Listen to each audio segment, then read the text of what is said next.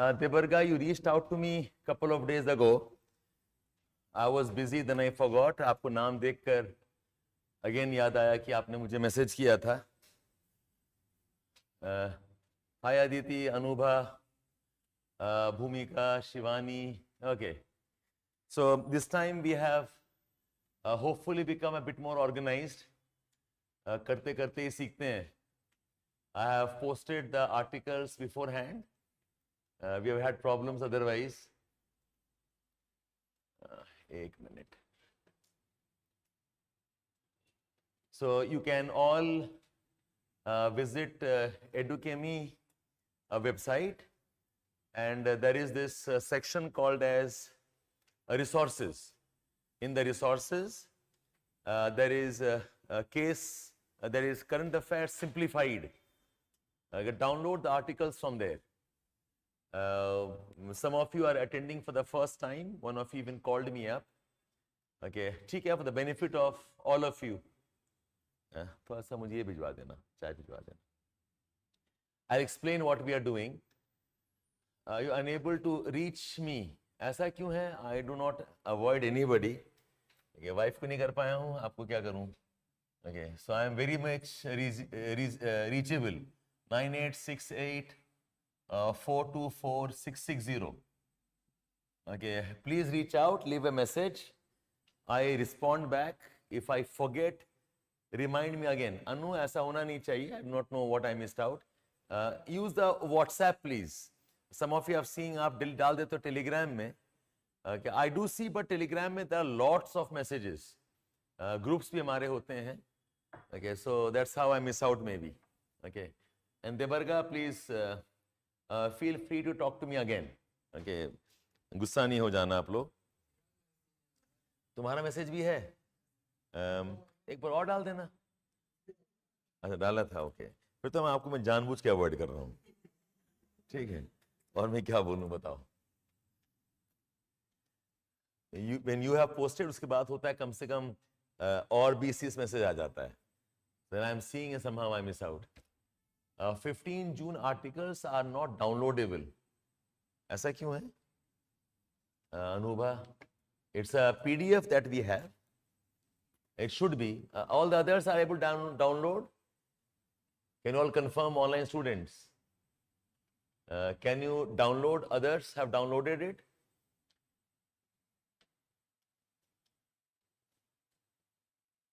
Yeah, link is downloadable link. Can you all confirm? Online, offline students. Offline को तो हमने दे दिया. On that day itself, okay. Okay, then you reach out. Maybe कुछ और issue हुआ होगा. Okay, then we must have given you the links of the publication itself. Right, okay. Chalo, fine. So here we go. Let's start off now. So the purpose of, yes, बताइए. You need a hard copy? पैसे लाए हो? Okay. It costs us. Okay. नीचे बता देंगे, bill आपको काट देंगे. I don't understand Hindi. Have you bought enough money for this? It will cost you some money. Yes. Generally, people hear money and then say, I can't understand anything. कुछ समझ में नहीं आया. Welcome, join us. You're welcome. Okay. Anybody else who has not taken the hard copy? You walked in late? Okay. So let me explain now. See, for the benefit of all our new users also. Okay. So I want that your current affairs get organized in a different way. Rather than reading current affairs every day, and that too struggling what to read, what not to read, and reading in a disjointed way. So I always believe that your reading should be in a format where you compile things very efficiently. So I have done two things for this. One thing we have done is, we are suggesting that do the current affairs of 1 month older issues. In the month of July, do current affairs of May and June. In the month of August, you do current affairs of June and July. In the month of September, because what happens is, for the news to develop, it takes 7, 8, 10, 15 days sometimes. So let the news first mature. Okay, one development, say Chandrayaan is getting launched. Getting launched, आज निकला. Almost launching, कल निकलेगा. परसों कोई और article आ जाएगा about, some other technology. So end of 10 days, you have a good, nice article that captures the whole Chandrayaan issue. So I say, do the current affairs 1 week older, that's one. Second is, do current affairs thematically or subject-wise. You sit down on one day, do all the polity news of 1 month, एक दिन में, 2, 3, 4 घंटा जो भी लगता है. So yesterday we had a session on polity. I think some of you were there, taken by Uttam sir. So we have divided the 4 Fridays into 4 subject days. One day economy update of last month, one day environment update of previous month, one day polity governance, and one day on science, technology and miscellaneous. So 4, 5 teachers amongst us, we rotate this. Okay, so all of you, it's open session, Friday 3:30 onwards, you all are welcome. Sit down and utna hi padhna. Abhi you can't read everything, but the teachers will tell you what are important. One. Number two, on Saturdays, as today what I am doing is, I am reading articles. Okay, so when you are doing current affairs, it is not simply about knowing a fact. Knowing a fact might help you maybe in your prelims work, but जब mains में आओगे आपका कलम नहीं चलेगा. Writing skills requires some time, it requires some practice. So essays, people are there in our course in the mornings, and I can see some of them are struggling. So in the article reading, we start appreciating how writing is done, how concepts are developed, how opinion building hota hai in article sessions. So what I'll do is, every Saturdays I try to cover 4, 5 articles between me and Banke sir. So end of the month, आराम से आपके पास 15-20 article का information होगा, and that is lot of content. Okay, you leave it. Most of you are not reading even 1 article in 1 month. Okay, और पढ़ते भी हैं तो the notes are all over the place.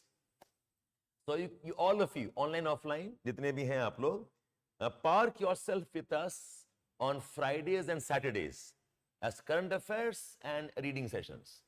Yeah, Anuba, we do not have any fees for this. It's just that I think it is important, you should do this, और मुझे करने में अच्छा लगता है. That's all. There's no other reason why we are doing this. I think I owe it to the student in some ways, and I enjoy the process. Okay? So keeping that in mind, today we have I think 6 articles. 1, 2, 3, 4, 5, and 6. 6 articles hain, of which I'll try covering me and Banke sir together, maybe 4 or 5 articles. आपके पास 1-2 रह जाएगा, या आप अपने आप करेंगे. Okay. Articles is a mix of IR topics, mix of environment, mix of economy, and even one general topic also. Okay, which is more essay, abstract, philosophical type of topic. बस इतना ही करना. You don't have to do more than this. Most of you giving 25 में. Stick with me for 2, 3, 4 months. आपका opinion building will change dramatically. ठीक है? Let's start off.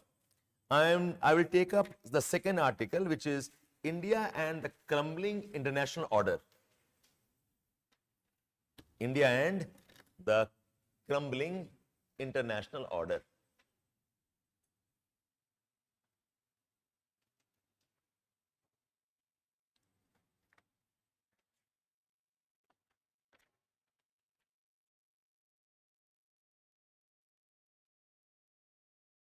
Okay, so all of you keep your papers ready, underline the way I'm doing it.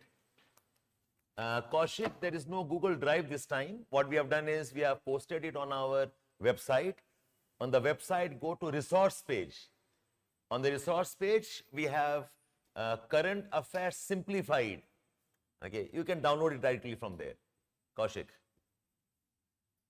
Okay, let's start off. So this is a very important man. Happy Mon Jacob, okay, Raja Mohan, there are 3-4 important names.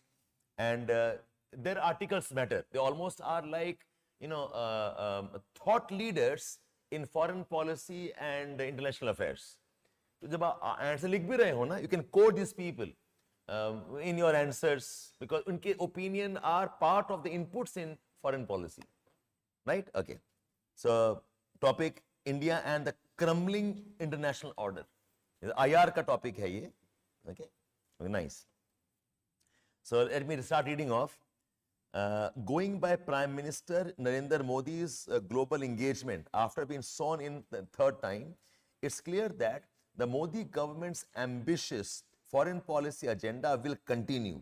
There is an element of continuity in what the present government is doing. The foreign policy will continue.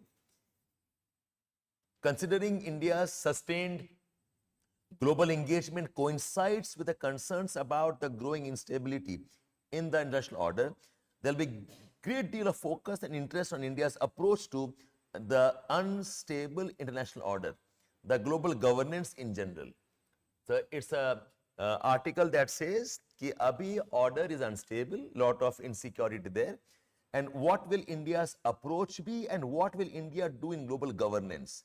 See, if you can do this, in the G20 summit, okay, one of the very important, you can say, agenda that we had was we were trying to address the concerns of global governance. G20 का बहुत बड़ा agenda था. That we have to address how institutions are being governed, what is happening in the IMF, what's happening in WTO, what's happening in the UN, okay, who is accountable to who, how are the laws passed, how are the treaties done. So global governance is a very important aspect. So whenever I say IR, most of us see IR as what? Security concerns, IR as trade concerns, IR as a part of, collaborations for some project maybe. Most of us do not see that global associations also include global governance agenda. Governance जिसमें कि poverty issues हैं, how do we deal with the conflicts, how do we deal with maybe debt problems of countries. This also is a concern. Who will do the governance with what objective? Beyond, यहाँ लिखा है, beyond G20 summit, does the new G20 में government of India was very aggressive कि global governance में reforms चाहिए. Now it's saying that beyond G20, does New Delhi deliver when it comes to global governance? What kind of world order does India want? What is India's views on the current order and institutions? देखो, one thing you learn here is, देखो, the topic of this article is India and the crumbling international order. In the first paragraph, the author has done 3 things. Number 1, he has clearly told us this article किस बारे में है. No ambiguity here. The article is about what is India's approach to the order and what will be India's approach in global governance. He has said कि article का focus क्या है. And good way of telling us कि what is he answering. He will answer, okay, what will India deliver, what kind of world order India wants, and what's India's view of the current order. And this is written in the question format. Is one technique of writing. कि पहले paragraph में you can always put 2-3 questions which will tell the examiner कि आगे हम यही discuss करने वाले हैं. So a good introduction is always obvious about what does the article read beyond the first paragraph. That's one. Second, what he's done is he has also established the context कि हम क्यों discuss कर रहे हैं. Because he says that Modi's government's policy will be some element of continuity. So यहाँ पर people ask me, sir, can we start an essay with a definition? I say, why? यहाँ पर definition is what is international order, or maybe discuss and define what do you mean by crumbling order. कोई ज़रूरत नहीं है. You can start the context. Context is now that the Modi government has won the election, it looks like he will continue with his old policies of foreign affair, whatever he is. An important issue is what will be India's approach to the world order, given that India was very aggressive G20 में, उसके बाद India क्या करने वाला है, how will we address. So पहला paragraph sets the tone of the entire article. So learn this in your writing skills. How to start? You can start an article by writing questions also. Okay. The focus on the questions posed to India are understandable given its rising status in the national system and desire to emerge as the pole in the multipolar world. Okay. The focus and the questions posed to India are understandable. Okay. On the order. These questions also arise considering India's Cold War era Third World trade unionism and the revisionist rhetoric which privilege justice over order are relics of the past. Now let me explain this. You कह रहे हैं कि ये issue उठ क्यों रहा है? Why are we concerned about what will India's approach be? Why have we been discussing all this? So the background is, number one, that India has desires to emerge as a multipolar world. If India says we want to become a bigger player, more important player, so these questions are important. कि आप बताओ आपका approach क्या होना चाहिए? Second he says is that India का issues उठा है after the Cold War era, the Third World trade unionism. Okay, these questions also arise considering India's Cold War era, Third World. So what happened was during the Cold War, okay, we were more focused on Third World countries. I mean, this NAM movement was essentially that. A Third World, anybody knows the meaning of Third World? I think एक बार बताया समझाया था आपको मैंने. Yeah? अगर Third World है तो First World भी होगा, तो एक Second World भी होगा. ये कौन है? हाँ? The first world is US and allies and then Western Europe. The second world are USSR. The third world are all others, developing countries who have got no, as such, any affiliations. They have been probably exploited. They have been probably been used. They feel neglected. Third world are all developing in that sense. Okay, third world का कोई माँ बाप नहीं है types. So in the Cold War era, India was the leader in the third world. So, अब हम पूछ रहे हैं कि अब बताओ क्या होगा? And the revisionist rhetoric which privileged justice over order.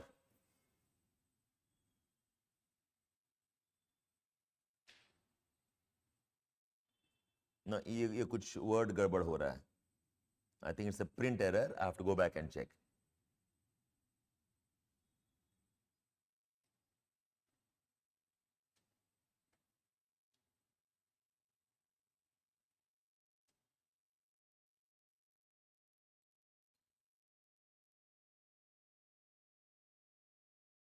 Okay, I can tell you what this means, but some language issue here. So why these issues are important right now is, number one, the third world wala politics is now not very relevant today. India can't afford to say, I'm only with third world. I must engage with the US also. I must engage with Russia with. That's one. Second is, we need to have what's called as rule-based order. Okay, what's rule-based order? Where norms are set, where some procedures are set. Nobody will do anything randomly. But in the Cold War times, ऐसा कुछ rule-based order नहीं था. Okay, जिसकी लाठी उसकी भैंस types. You're powerful, you can do this. So now those type of things, okay, can't work anymore, because today many countries have economic clout. China is a major challenger. Today we find nuclear weapons have proliferated. Terrorism is a problem across the world. So अगर rules नहीं होंगे, you always will have a problem. In this condition, India must ask, what will we do for global governance? This is again, understanding why this topic is important. Okay. But first, where the concerns about the crumbling international order come from? They emerge from several sources. The uncertainty. So what are the elements of the crumbling world order?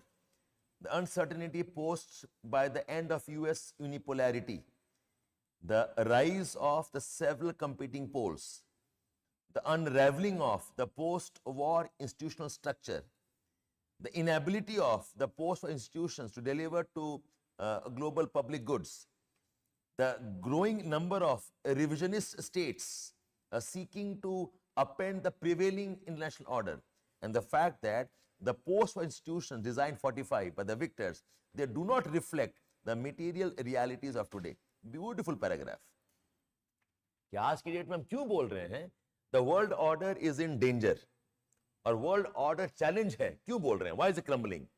So number one, he says, because after the USSR collapse, okay, the US emerged as a single power, but its role, its function has still become vague. There are many challenges to US today. Challenges का सबसे बड़ा example is China. Even India to a large extent is challenging the US hegemony. Okay. Russia we thought is no longer powerful, but you've seen how Russia has come back and again challenging the US. Somewhere ambitions of Germany bhi hai. Okay. One of the consequences of World War II was that Germany and Japan were not allowed to have a proper functioning army, right? But अब Japan कह रहा है कि अब मुझे army चाहिए. They have something in semblance with US, but not an independent one. उनके Air Force, all of this was curtailed. Now they're claiming that we need to get back in that. North Korea is challenging, right? So today, US ka status is ambiguous. There are many new challengers who have come up, and the post-World War II institutions, खासकर the UN, the WTO, the IMF, the World Bank, they have not been very successful in doing many of the things they're supposed to do. And if I ask in particular, I think to some extent failure of the institutions to stop conflicts. UN बैठे-बैठे 4 war हो चुका है. The worst being the Vietnam War. The second bad one was the Gulf War and whatever happened there. A third is we have seen the Israel problem continuing, and the fourth one is the Ukraine problem. और ये UN का main purpose था that we must not have another world war. Okay, the main objective of the UN was to ensure that we never again fight a type of the war we fought World War I and World War II में. And we see that they are now being compromised. And then we say, जो post-war का बंटवारा हुआ था, the division, the Axis and the Allied. Okay, if you look at the UN is represented by who? The victors. Okay, those who lost. Japan lost. Okay, Germany had lost. Italy had lost. India was never a part. Okay, these institutions or these countries are not seen in the power structure today. The reflection of the world is not there in the global institutions. Okay, so very nice. His 6 point is nice summary of the status of the present world order. I repeat, the uncertainty posed by the end of the US unipolarity and the rise of several competing powers. I gave you the names of the competing powers. North Korea, we've got China, okay, we have Russia itself. India also is competing, so is some element in Germany and Japan also. The unraveling of the post-war institutional structure and the inability of the post-war institutions to deliver global public goods. Abhi bhi you have got poverty, drinking water problems, problems of food. Okay, so they are not delivering what was promised by them. The growing number of revisionist states, they're challenging, revise the entire world order. A big challenge comes from China. China is dismantling everything. हम UNCLOS भी नहीं मानेंगे. UN process also will not follow there. We have our own method in what we mean by security. They're challenging space hegemony. They're challenging trade hegemony. Okay, so they are revising. They're demanding, let's revise everything. Okay, who want to upend the prevailing world order, and the fact that the post-war institutions after 45 simply do not reflect the material realities of today. Okay, this is the condition in which the Indian-like countries are operating. To be sure, from the Indian perspective, an unstable international order is not entirely undesirable. Very interesting statement here. Okay, this flux jo hai na, okay, it says it's not entirely bad. You know why not bad? Because India has a scope to come up and challenge and establish itself. In fact, lot of the old order was also very regressive. It's time that we change some things. Our change smooth to hone wala hai nahi. Some bit of confusion, he says, is good. In Indian perspective, an unstable international order is not entirely undesirable. Great power concerts often lead to mutual accommodation of great power interests and the interest of the lesser power being sacrificed. Therefore, a great power seek the support of lesser powers only when there is no great power agreement or when the system is unstable, as is in the case today. You can see this in case of Indian politics. The center is not as powerful, okay, you are forced to accommodate regional powers. Okay, now NDA matters more, okay, than what it mattered earlier. The Bihar has a say, Telangana has a say. We have some say coming even from states like UP. We have got some say because there is some footprint in Kerala now. So this is nice. Otherwise, what's happening is the center becomes dominant. So when there is some kind of confusion of this kind, then the great powers are forced to accommodate the smaller powers. It's almost like India has an opportunity now. That's why this instability is not entirely undesirable. The great powers seek the support of lesser powers only when there is no great power agreement or when the system is unstable, as the case today. To the extent that the current global instability is in India's geopolitical interest, and New Delhi is using the crisis international order to its advantage with a great aplomb. However, if such an order either leads to total unexpected outcome or another order marked by even greater power competition than today, it could damage India's ability to adopt a nuanced approach without taking clear sides in such a competition. So yes, this instability and this confusion is good, but then beyond a point, this can become a problem. So what is India's interest in the emerging confusion? Okay, we say India's interest is that we have to move towards some order ultimately. It's like, I am finding my space. It's time that we all settle down in some ways so that our interests are not compromised. Okay, so I like these two paragraphs. It's a rich content here. Okay, and I like this one. Okay, that is not undesirable but careful to ultimately stabilize it. Okay, let's move on. Now, the international order, this is also a technique. In your essays, use subheadings. Many of you think that answer should be continuous paragraph. I say no. It's nice to have subheadings here because this tells me aage kya aane wala hai. Okay, this is one of the tools you can use for a bit more complementary writing. Post-war institutions include, yes, correct, Kaushik. In fact, the entire UN is more or less a post-war institution. Okay. India has historically viewed the post-war international order as unequal, discriminatory, and unrepresentative. You learn to pick up these words. This is what enriches your answer. That our old order was unequal, it was discriminatory, and it was unrepresentative. Those complaints continue to this day. But the key difference between contemporary India and the Cold War India is the country's approach to such an order. This problem is not a new problem. Even Nehru believed it is unfair order. That's why we said we must have a NAM system, no? Okay. So across history we have believed, right, post-World War, that the global order unfair hai, okay, but the way we are dealing with it today is different. Okay. Different kaise hai, dekho? Despite its fundamental problems with the current world order, India seeks reforms, not the undoing of the order. India prefers a multipolar world as opposed to unipolar or bipolar one, which is considered as a pole. It seeks a smooth transition of the international order and demands that it accommodate in the various institutions of the current systems. So what it's saying is that our approach, ask it mein kya hai? Okay, 4 words here used. One approach is that India seeks reforms. I don't want to dismiss the order. Okay, हमें order रखना है. Order we have to reform. order we must reform. And reform kya? India prefers the multipolar order. India prefers a smooth transition, and India prefers that we are accommodated in such institutions of the current system. ठीक है?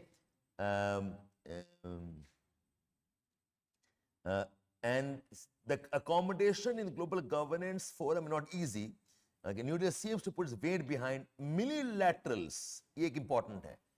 That before we change at the global level, let us also start developing small partnerships. पहले हमारा ये approach नहीं था. Small partnerships, I'm part of SCO. Small partnership, I'm part of Quad. Small partnership, I'm part of U2, I2U2. I'm part of Indian Ocean.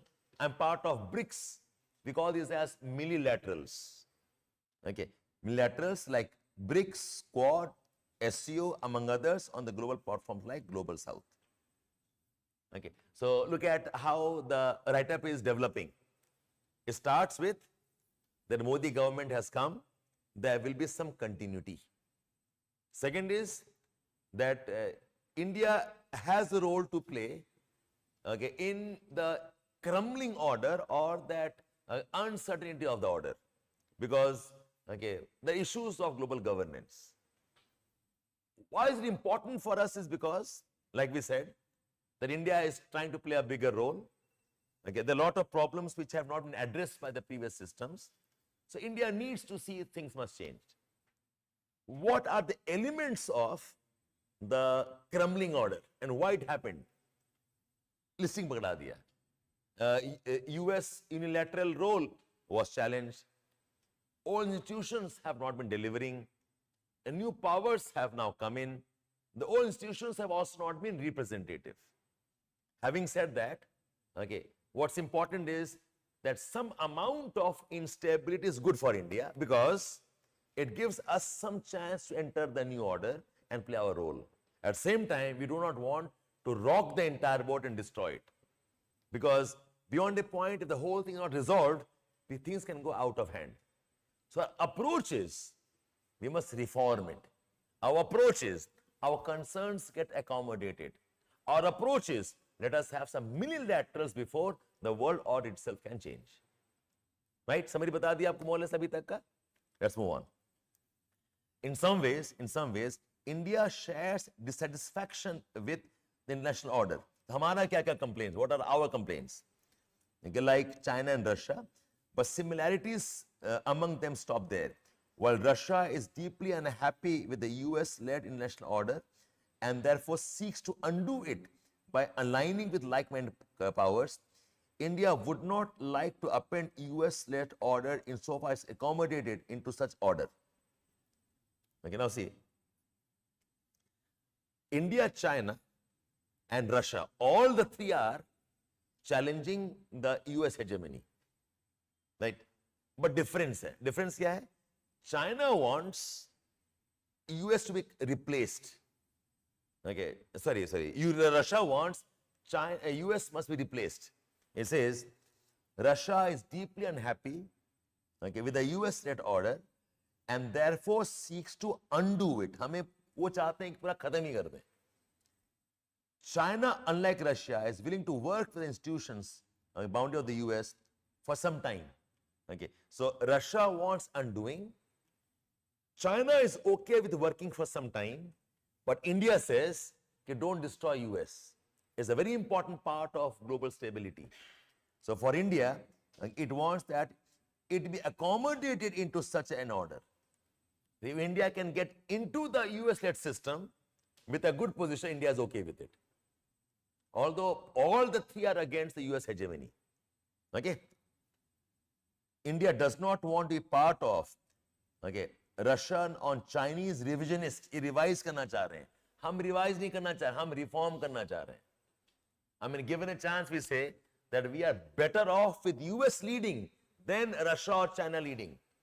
सुबह ही बात हो रही थी, you know, even if historically India and Russia have very good relationship, but India has always been very cautious about communism. Communism, I mean, even Nehru was scared about. To some extent, the NAM movement was to ensure that the Southeast countries don't become a part of the Russian bloc. Have you heard about the Bandung conference? Suna aapne? Bandung conference, Indonesia. Okay, where Suharto, leader, there were signs that they probably will become part of the communist bloc. And Nehru had to do this overnight. We cannot allow that. So India is very clear that even if I have concerns with US, even if Russia has been our time-tested friend, but the world is better off with the US at the helm. The world is better off without Russia or China in the control of the world. हमारा issue यही है कि add us into a very important playing country also. Okay, I don't know if some of you had appreciated this very clearly. Okay, it says India does not want to be part of Russia or Chinese revisionist alternatives, okay, but seeks a bigger stakeholder in the current US-led order. It is this unique Indian view of the national order, in my opinion, forms the political basis of growing Indo-US relationship. Kal parso, after Modi ji visited Russia, lot of bonhomie, gale mil rahe hain, khana kha rahe hain, a lot of good talks there. Okay, one of the statements from the US was that India and US relationship is not deep enough. Right? It's a lament. India actually is probably playing a kind of mind game. कि भाई मुझे allow करो, I want to have a good role, otherwise मैं बार बार Putin गले मिलता रहूंगा. Right? ये अलग बात है, मिलने के बाद में अच्छा नहीं कर, don't fight like this. Okay, मिल लिया, खाना खा लिया, smiling. This is not the age of the war. Okay, again, good talk, nice here and there. We are very pained by children dying in Ukraine. Right? So I'm not accepting Russia wholeheartedly, but I am kind of sending message to US. Okay, you have to accommodate me. Give me a good position in the world order. You have to put me in a good, credible authority there. Otherwise, okay, you can't trust me. I can always go the other side. I'm playing a mind game there. And I think this is what Happy Mount Jacob says is different about the way India is approaching it. Right? So I repeat this sentence. And I love these insights. As I'm saying, Happy Mount Jacob is one of the thought leaders in global geopolitics. जो कहते हैं ना, a lot of thinking happens because he says so.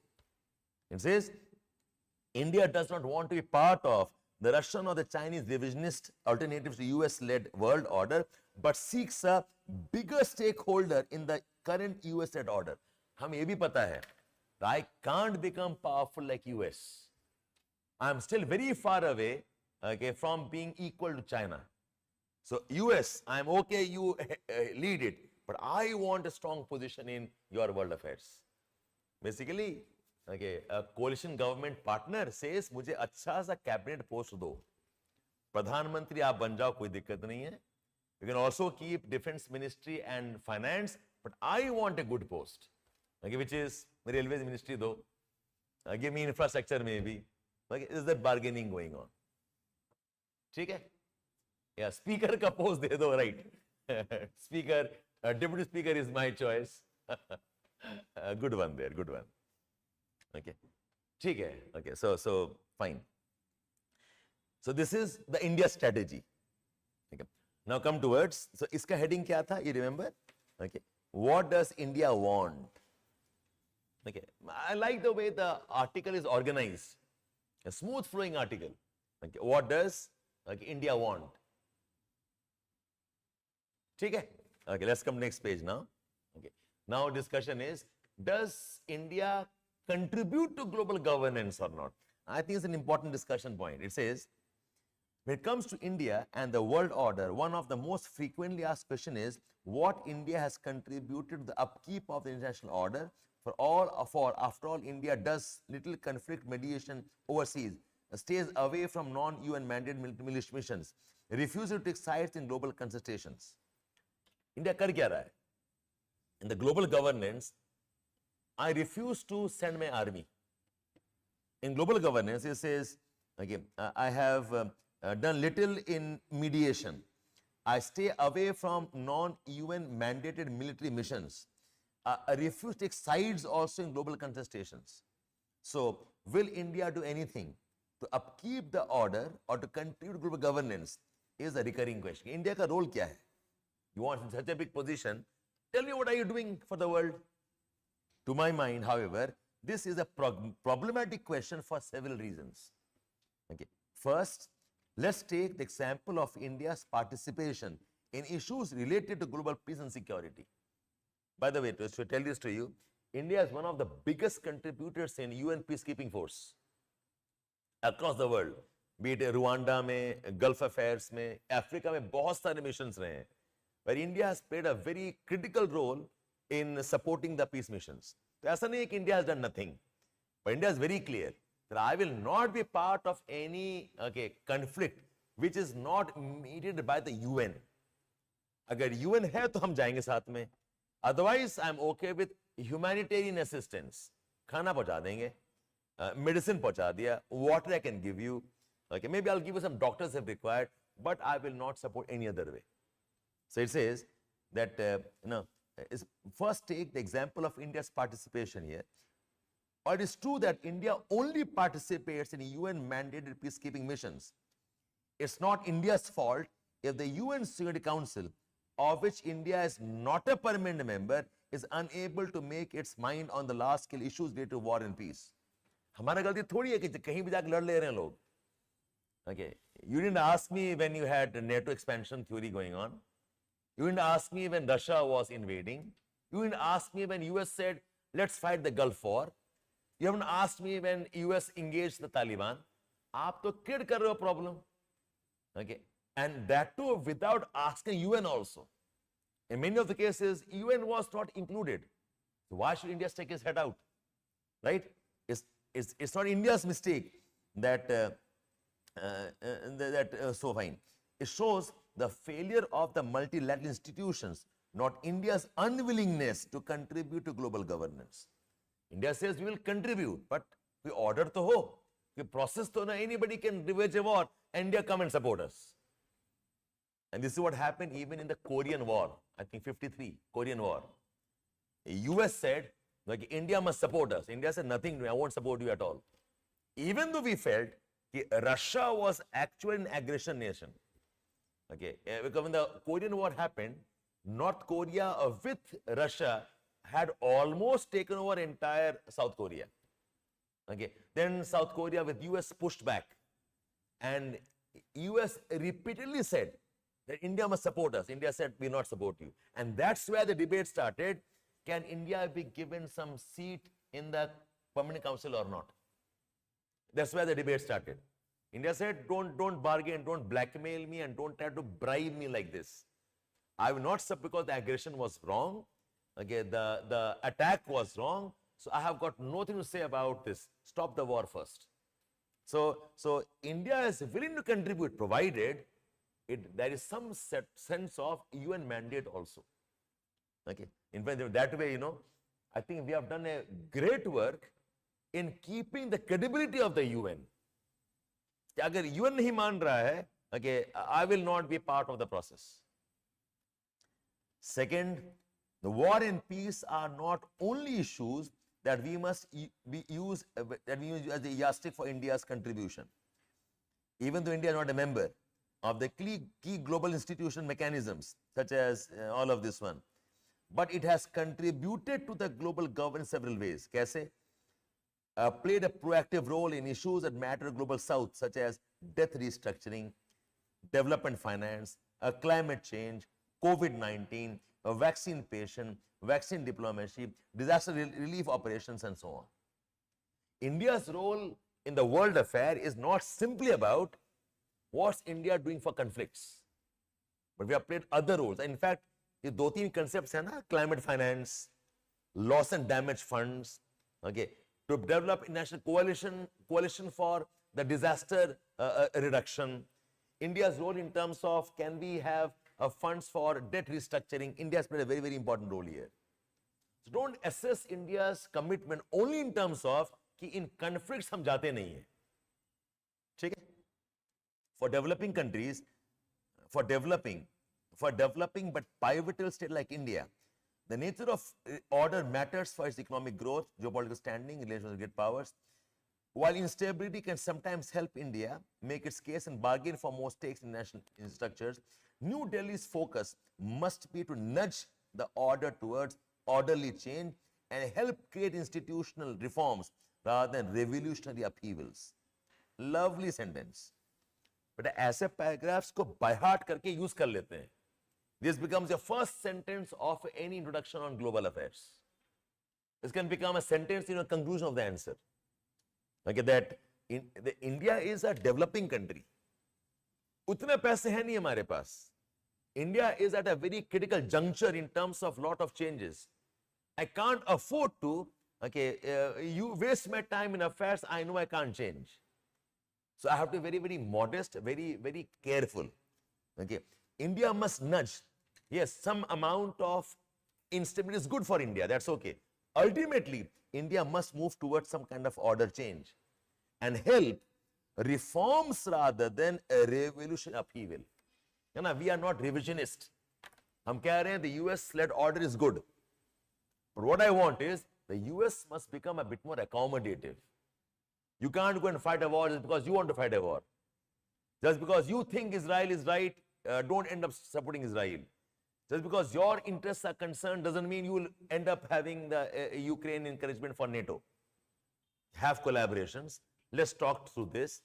Let India be in one of the important decision-making chairs. Then we can take some important stand there. So we want some kind of reforms and not a revolutionary upheavals. All good here? Okay. Now, having read this article, देखो, summary क्या है? Article summary is the world order is changing. There are many reasons for the change, 1, 2, 3, 4, and India wants this. And trust me, in the current affairs material जो आप पढ़ेंगे ना, उसमें ये कहीं दिखाई नहीं देगा. Why? Because इसमें facts नहीं है. ना data है, ना it's a commentary, right? Go and open up any current affair booklet. Okay, this article will not show because it's a philosophy thing.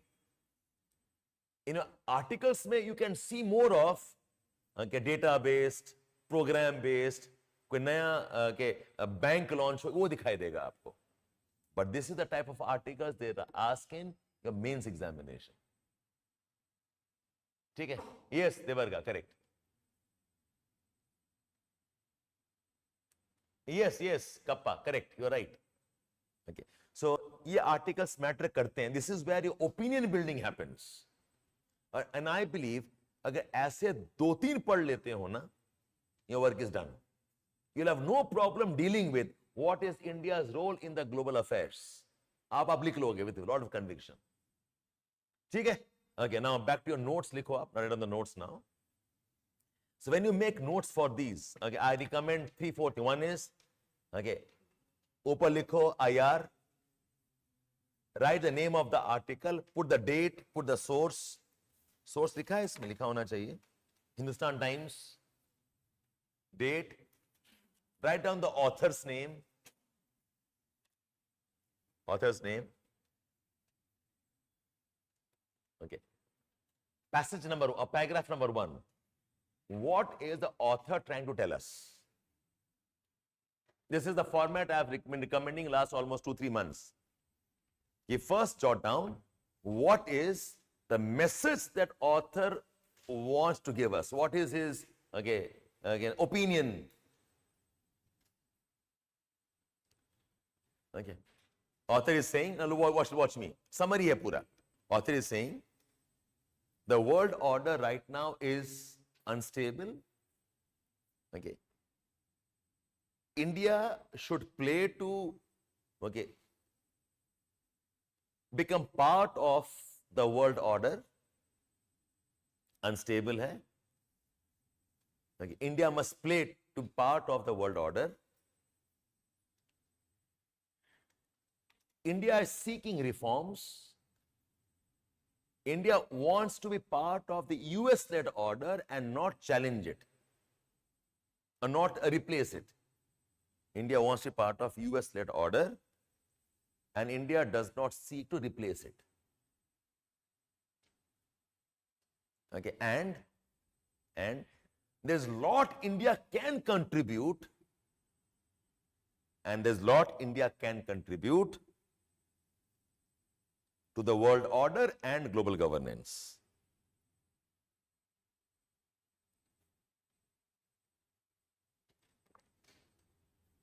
यही है ना summary of the entire article? The world order is in flux. Okay, India must find a way to become an important player. But unlike Russia and China, who to some extent want to change the order, they want to revise it. India says we are okay with US-led system as long as we have some credible position authority in the order. And that, okay, we are saying this not just because we have ambitions alone, it's because we can genuinely contribute, and we have been contributing. ये अलग बात है, our contribution is not so much on military lines, okay, it's a principal thing, but I have contributed to the economy, towards debt structuring, towards climate finance, towards disaster management. हमने ये किया हुआ है, ठीक है? Point number 2, how is India, how is the author, okay, arguing for the above opinion? ये ऊपर कह रहे हैं, how is the author, okay, arguing? So you know what the author has done? He starts with, now सुन लो पहले, he starts with what? Number 1, that the world order, okay, is now kind of challenged. Number 2, he says the world order is not fair. Okay, India has always faced the problem of an unfair order, but India's approach today is different. Okay, number 1, the world order is now challenged, or it is now crumbling. 4 point दिया था उन्होंने. Okay, 1 point was, okay, the instability of the unipolar world order. Second issue was, okay, there are competition who want to upend the order, change the order. There are revisionist powers. There are revisionist powers.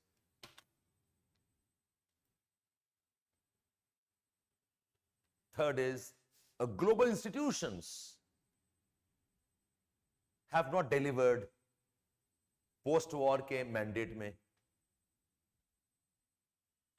Fourth was, okay, the institutions have also been unrepresentative. 4 word use किया था ना? Okay, the world order is discriminatory, the world order is unfair, and the world order is unrepresentative. ये आपकी की words हैं, use them in your dottings please. और देखो ये वर्ड्स ना आप देख के लिखो, okay, not memorized. In having done it now, I have remembered it. पर आप देख के लिखो ना. कंप्लेन क्या इंडिया का? The world order is, okay, unequal, it is discriminatory, and it is unrepresentative. This is what the author first establishes. Then author says what? That India does not want to okay, go for a revisionist stand. Okay, India wants okay, a US-led order. India wants an US-led order, with India having a major say. With India having a major say. And India also believes in, till the change happens, India believes in minilaterals. ये India का strategy है. Till the full change happens, and India wants the change to happen very smoothly. Okay, India is okay with minilaterals.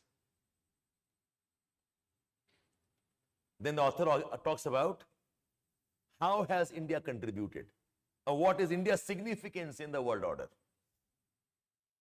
What is India's significance in the world order?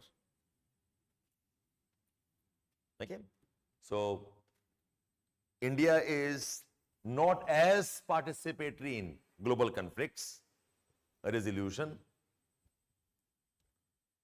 Okay, India is not a part of non-UN non-UN mandated military missions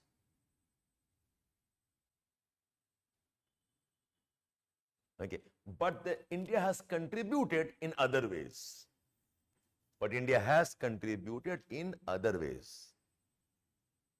Listing करो क्या क्या other ways हैं? Climate finance, UN peacekeeping force, debt structuring, okay, climate disasters, vaccination, COVID. देख के लिखो. How has India contributed?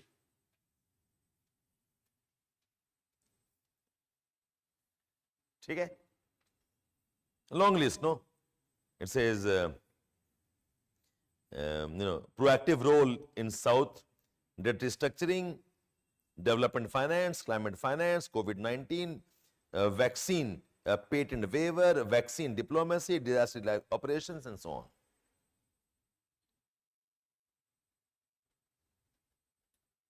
Okay? This has been India's country. That's why it's in India's interest that we have some major say in the world affairs. So end karo answer or end karo discussion. What is your opinion or what is my opinion types? What is my opinion? Now you tell me what your opinion is. Let's see. Kuch hai dimag mein, let us see if you have read something or if you have read something or discussed something. Let's see what we can talk about. India wants what? Yeah, वो तो कह ही रहे हैं ना. They don't specifically mention. Okay, fine. So in our mind is, my opinion is yes, but agenda priority में India must have a permanent seat in the Security Council. India wants reforms in WTO, IMF and World Bank. India wants that Indian Ocean must not be militarized. Okay, yes, tell me.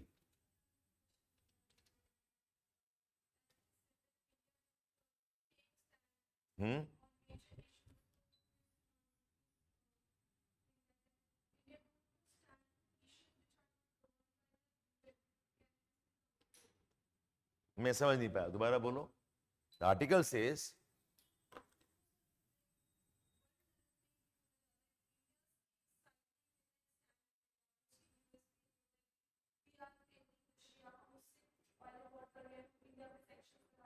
ठीक है.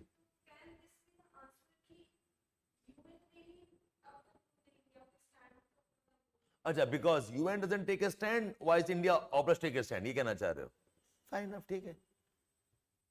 Okay, good enough. So you think whatever you want to write down. So in my opinion, I agree with Happy Jacob Mon. In my opinion, we must have reforms in the institutions. In my opinion, Global South must have a very important say in most world affairs. It must become more and more representative. In my opinion, okay, developing countries must not be dragged into global conflicts and take their sides. आप लड़ो ना, ठीक है, fine. मुझे क्यों पूछ रहे हो कि मुझे सपोर्ट करो? You are fighting your war, you kill each other. हमने पूछा भी नहीं if you're going to war. And now you want to pass judgment on whether I'm not supporting or supporting. And no, Jaishankar ji says, her bar support थोड़ी आपके convenience पे होगा. Okay, आपको ठीक लगता है तो you do it. Not asking and then you want me to support you. He made a statement, remember, that the West must understand the concerns of the West cannot be the concerns of India and developing countries. ठीक है? Use this man, no problem. Yes. So now देखो, this kind of opinion building will happen जब ऐसे articles आपने 7-8 पढ़ लिया है. So next article I read on IR, na, you can use this article as a part of your opinion. ठीक है? Yes.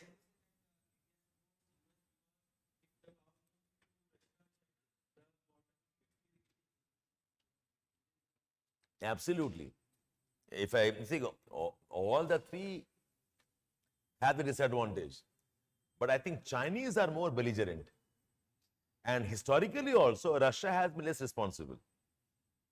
US has not been fair, but US has been less of a challenge compared to what China and Russia can do. They have a worse track record in terms of human rights. Not that US has a great record, but US में democracy है, US has more Indian population, the US at least believes in institutions to some extent. Okay, that way India is more comfortable dealing with US.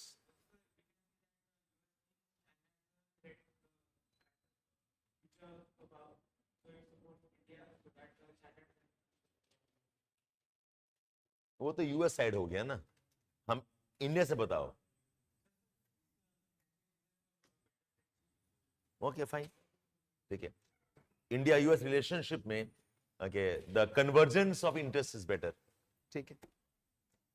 Okay, so I am done with this article. Let's move on to another article. Okay, now this is your self read. Okay, the article India's demographic journey, hits and misses. ये आप अपने आप कर लेंगे. Some of you are doing as part of population geography also. Come to the article number, this one. Three ways to see meaning in your life. It's a philosophical topic, an abstract topic. Most of us do not read at all on these lines. Okay, and I'll suggest, please have different folders. And IR का अलग रखो folder, economy अलग रखो folder. Give a separate folder for essay type or abstract articles. Okay, and I would like you to read like this more of at least once a week में लिख पढ़ो ये articles. And recent time अच्छा नहीं था, so we took up one from another magazine, okay, published by University of California. Okay, you can't access this. But I had in mind, you know, the type of topics essay में पूछे जा रहे हैं. Okay, meaning of life type of topics. ठीक है? It's a very philosophical one. Let's patiently deal with it. Now, one of the students I remember he asked me, कि sir, I don't have the philosophical bent of mind. और ऐसा अपना पढ़ने का मन करता, लिखने का मन करता है. मैंने कहा बेटा IAS बनने का मन कर रहा है ना? Okay, तो चुपचाप पढ़ो उसको. It's like, you know, sir मुझे ऑपरेशन करने का मन नहीं कर रहा है, हार्ट अटैक हो चुका है, बाईपास सर्जरी चाहिए, अब मन करे ना करे, ओके कटवा लो, right? I don't like taking medicine, sir I don't care, you are not well, so now take it. So whether you like or not, some things have to be done. Okay, because these kind of topics are part of almost 500 marks. 250 mark ethics paper, 250 mark essays paper. You can't escape it. ठीक है? So grow into this. पहले नहीं किया तो अब करोगे और क्या? Okay, let's get started.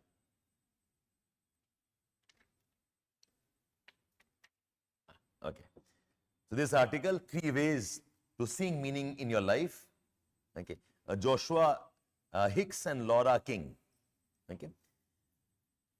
Feeling that your life has meaning is fundamental to experience of being human, and people who feel this way tend to be healthier and happier. Okay, अगर हमें लगता है ना हमारे लाइफ का एक मकसद, एक मीनिंग है.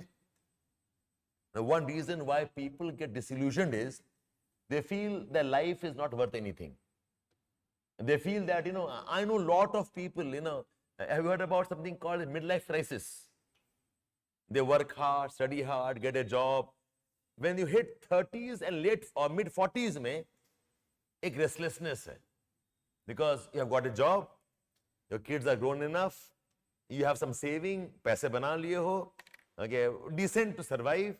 Now the question is, मैं life में करूँगा क्या? Okay, so meaning for life is very, very important. Now I remember this king of Patiala, I forget his name. A rich guy, okay, and I'm talking about 30s, 40s की बात हो रही. A rich, very, very rich man, and it said that he could have anything he wanted. He can buy anything he wanted. He got so bored with life, he committed suicide. It's like, सब कुछ तो मिल जा रहा है, मैं करूँगा क्या life में? Struggle also has some charm of its own, you know. So meaning for life is a very important part of being human and to become happy in life. So more than achieving goals, a more important task is what can you do in life for a bigger purpose? Because I like this sentence. Okay, given the importance that most people place on meaning, how might we cultivate the feeling that life is meaningful? बेटा कोई आपको बताएगा तो नहीं आपके life का purpose ये है. You're born like anybody else. Okay, you have struggled your way. So how do you find out life का meaning क्या है? Say for the most of 20th century, philosophers, psychologists, psychiatrists argued that meaning in life is rare, a profound experience attainable through active search, a deep self-reflection, or some other arduous way of creating meaning in a seemingly meaningless world. No, I mean, सुबह ही पढ़ा रहे थे ऐसे में. There are a lot of philosophies about the purpose of life, right? So some people say purpose of life is worshipping God, thanking God. The purpose of life is that we have to always keep singing the praise of the Lord. You become a different type of person. The purpose of life is that I have to attain something. Achieve this, achieve that, achieve that. Your life becomes a bloody rat race. The purpose of life, some people say, is nothing. We call this as life absurdity. A Greek philosophy, man, there is a character called as Sisyphus. I don't know if you heard about this guy or not.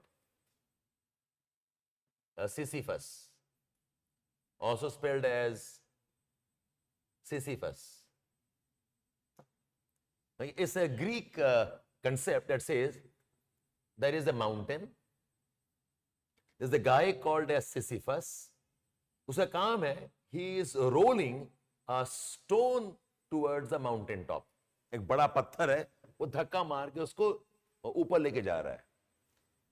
He pushes it up, brings it here, he takes some rest, the stone comes back rolling. He again starts pushing his stone up the mountain. और ये करता चला आ रहा है. For this man, क्या purpose of life है? Okay, and the saying says, the purpose of life is, imagine that Sisyphus is smiling while doing this. पत्थर ऊपर जा रहा है वापस, like it has no meaning. But to enjoy that itself is the purpose of life. It's a kind of a analogy.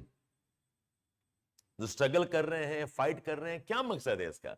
Ultimately तो मरना ही है. The purpose of life is doing this smilingly and willingly. So imagine Sisyphus smiling is the purpose of life. Okay, this is called as a theory of absurdity बोलते हैं. Okay, so इसमें बहुत सारे schools हैं. But the fact is, okay, and see, the purpose of life becomes more important for us when our material comforts have been addressed. जब तक घर नहीं है, जब तक गाड़ी नहीं है, जब तक खाना नहीं है, फिर टाइम कहाँ होता है? पर्पस ऑफ लाइफ क्या है? यार सुबह उठ के खाना कमाने जाना है. When you do not have a proper house to live in, the purpose of life is work very hard to make one house. House is made, it has an air condition, it has a nice good porch, you have a car to drive, no problem of hunger and food, your kids are taken care of, ठीक ठाक चल रहा है. That is when the purpose of life kicks in. So in today's world, okay, where a lot of people have come out of poverty and doing fairly well, okay, for most of us, the challenge is now starting off. It's like, right now, all of excited. पढ़ना है, एक entrance है, qualify that, struggle that, एक चल रहा है. But trust me, when you hit it and qualify it, तब शुरू होगा आपका purpose of life. Now what? What do I do with this? Okay, so this question that in the 20th century, okay, philosophers, psychologists argued that the meaning of life is rare. It's a profound experience. सबके बस की बात नहीं है. Attainable only through active research, deep reflection, or some arduous way of creating meaning in a seemingly meaningless world. Okay, but we know that most people, most of the time, report that their lives feel more meaningful than not. Okay, although actively considering meaning, may be required in some cases. For example, when your world is turned upside down after traumatic event, cultivating meaning in life may be as simple as detecting the meaning that is already there. So when we have a major life event, na, tab samajh mein aata hai purpose of life kya hai. I had a very close friend of mine. Okay, I mean, we have worked together in some ways. We are partnered, close friends. Okay, recently he had a major heart surgery. Young man, okay, maybe a couple of years younger to me. One artery 100% blocked, other one was 70% blocked. He would have died any day. Suddenly we had a checkup, blockade, and he had to get operated. And then he says, so when I'm recovering, okay, what matters to me today is very different from what mattered to me before 2-3 months. He wrote a long post to me, sitting in that hospital bed. Okay, he said, life achievement suddenly had no meaning. Okay, my friends, my relationships suddenly had no meaning. Okay, the financial problems I had sometime in the past again had no meaning. Okay, what mattered more is I want to come out and watch the sunlight, he said. After 2 months, he said, I went out and did some gardening. And he went out to celebrate that. Okay, Shabbir, I could sit down for 2 hours and he did some gardening. And the first time, for 3 months, I took my child to a small restaurant for an evening snack. You know how things change now suddenly? So when you are hit by a traumatic event, tab samajh mein aata hai meaning ka life kya hai, life ka meaning kya hai. Okay? In those circumstances, it becomes easy as detecting meaning that's already there. So meaning hamesha hota hai, it's just that we keep on missing it. Researchers' definitions of meaning in life typically incorporated 3 themes. The belief that your life and contributions matter to others and yourself. The feeling that your life makes sense, and the feeling that you are actively pursuing fulfilling goals. Ye 3 cheez is part of meaning of life. One is that you are contributing to somebody's life. Second is there is a purpose that you have in life. Third is you're moving towards that. These 3 things help you get a sense of fulfillment. He says, okay, isme words hai. Other researchers corroborate and say that the meaning of life is about significance, mattering, coherence, it makes sense, and purpose, moving towards the goal. These 3 interrelated facets, or perhaps direct pathways to experience of meaning of life. So 3 ways to see what a life means. One, it says life must have significance. Number 2, life makes sense. मैं जो कर रहा हूँ, okay, it is going somewhere. It is sense. Second is I have a bigger goal to pursue. Right? So one by one explaining what's the meaning of significance of life. There is a great comfort in believing that your life and actions matter in the grand scheme of things. आप जो कर रहे हो ना, उसका एक impact है. There's a very important realization. Like say many a time what happens, you have seen our homes, mothers khaskar, they have a sense of disillusionment. Because they always feel, nobody notices them. अपने आप खाना पक जा रहा है, अपने आप घर साफ हो जा रहा है. On their own, the kids are going to school. On their own, they're coming back. काम हो जा रहा है. Get in the morning, अपने आप, clothes are folded, the beds are made. The mothers have a feeling that nobody acknowledges me. Okay, it's like my work. Okay, nobody notices. Nobody seems to acknowledge the fact that I matter. वही कहना चाह रहे हैं. Okay, that one important comfort in life is when the life and actions matter in the grand scheme of things. The conviction is referred to as existential mattering, a strong component of experience of meaning in life. So when you feel that your presence or absence बाकी को matter नहीं कर रहा है, it's a painful feeling. It's like you don't exist for them. Right?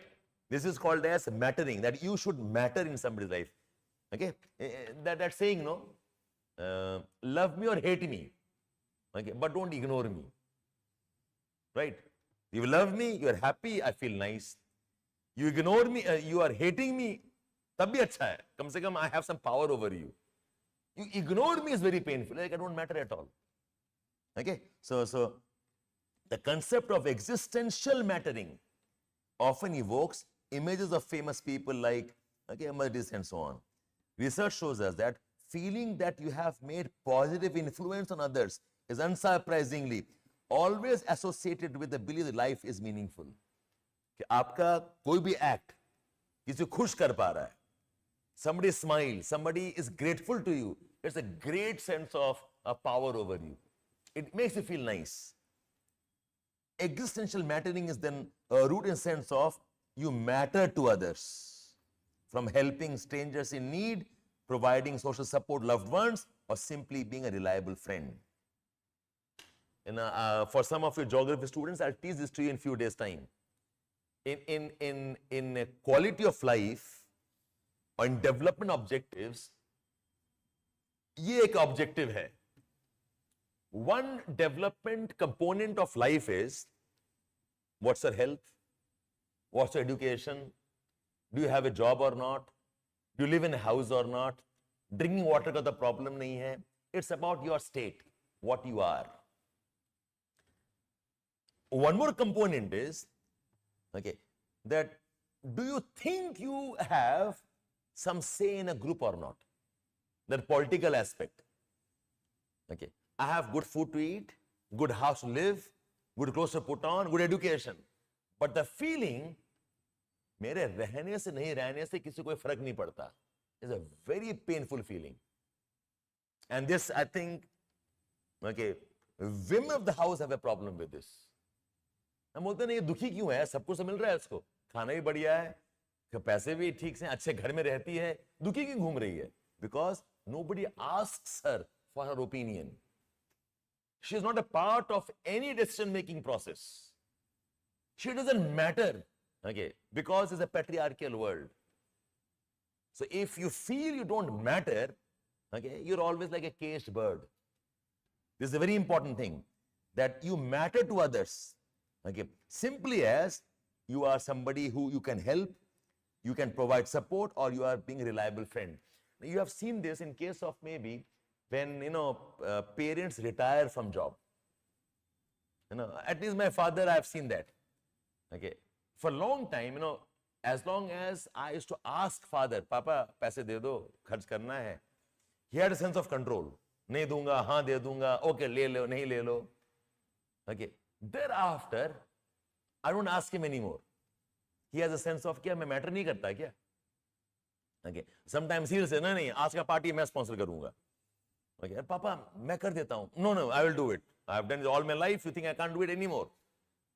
That's the realization for me. This man wants to feel that he's in control because he can support others. Papa, ये घर किराया नहीं मैं दे दूँगा. You think I'm not saved or what?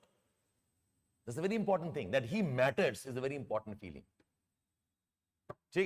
So, being a reliable friend. The feeling that your life is significant is related to more than feeling that the actions are influential to others. Significance is augmented by behavior experiences broadly than yourself. The aspect of significance is in the psychiatrist Viktor Frankl's idea of finding beauty and meaning in life through lived experience. For example, fine. ये अब समझ में आ रहा है. Significance of life का मतलब ये होता है, are you actually contributing to somebody's life or not? One way to perceive the significance in your life is to actively seek out or intrinsically rewarding experiences, like with nature, people, and so on. The second is sensing coherence. Coherence का मतलब होता है making sense. Coherence is a feeling that your life makes sense. For most people, most of the time, understanding life isn't a problem, requiring solution. We are natural sense makers, automatically comprehending most situations effortlessly. In fact, a likely reason we don't think about meaning of life too much is because we feel it's right. Our lives are embedded in natural world characterized by regularities, sunsets and rises. Let me explain this first. देखो क्या होता है? One is, the path is difficult. Okay, and I'm doing something and what I'm doing has some sense to it.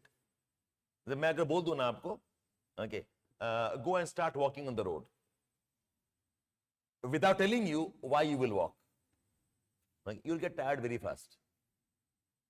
If I start telling you, कुछ मत सोचो, चुपचाप लिखना शुरू करो. Okay, my thinking is read this book, but your mind always asks कि क्यों पढूं? अब ये पढ़ने से ये सिलेबस खत्म होता है.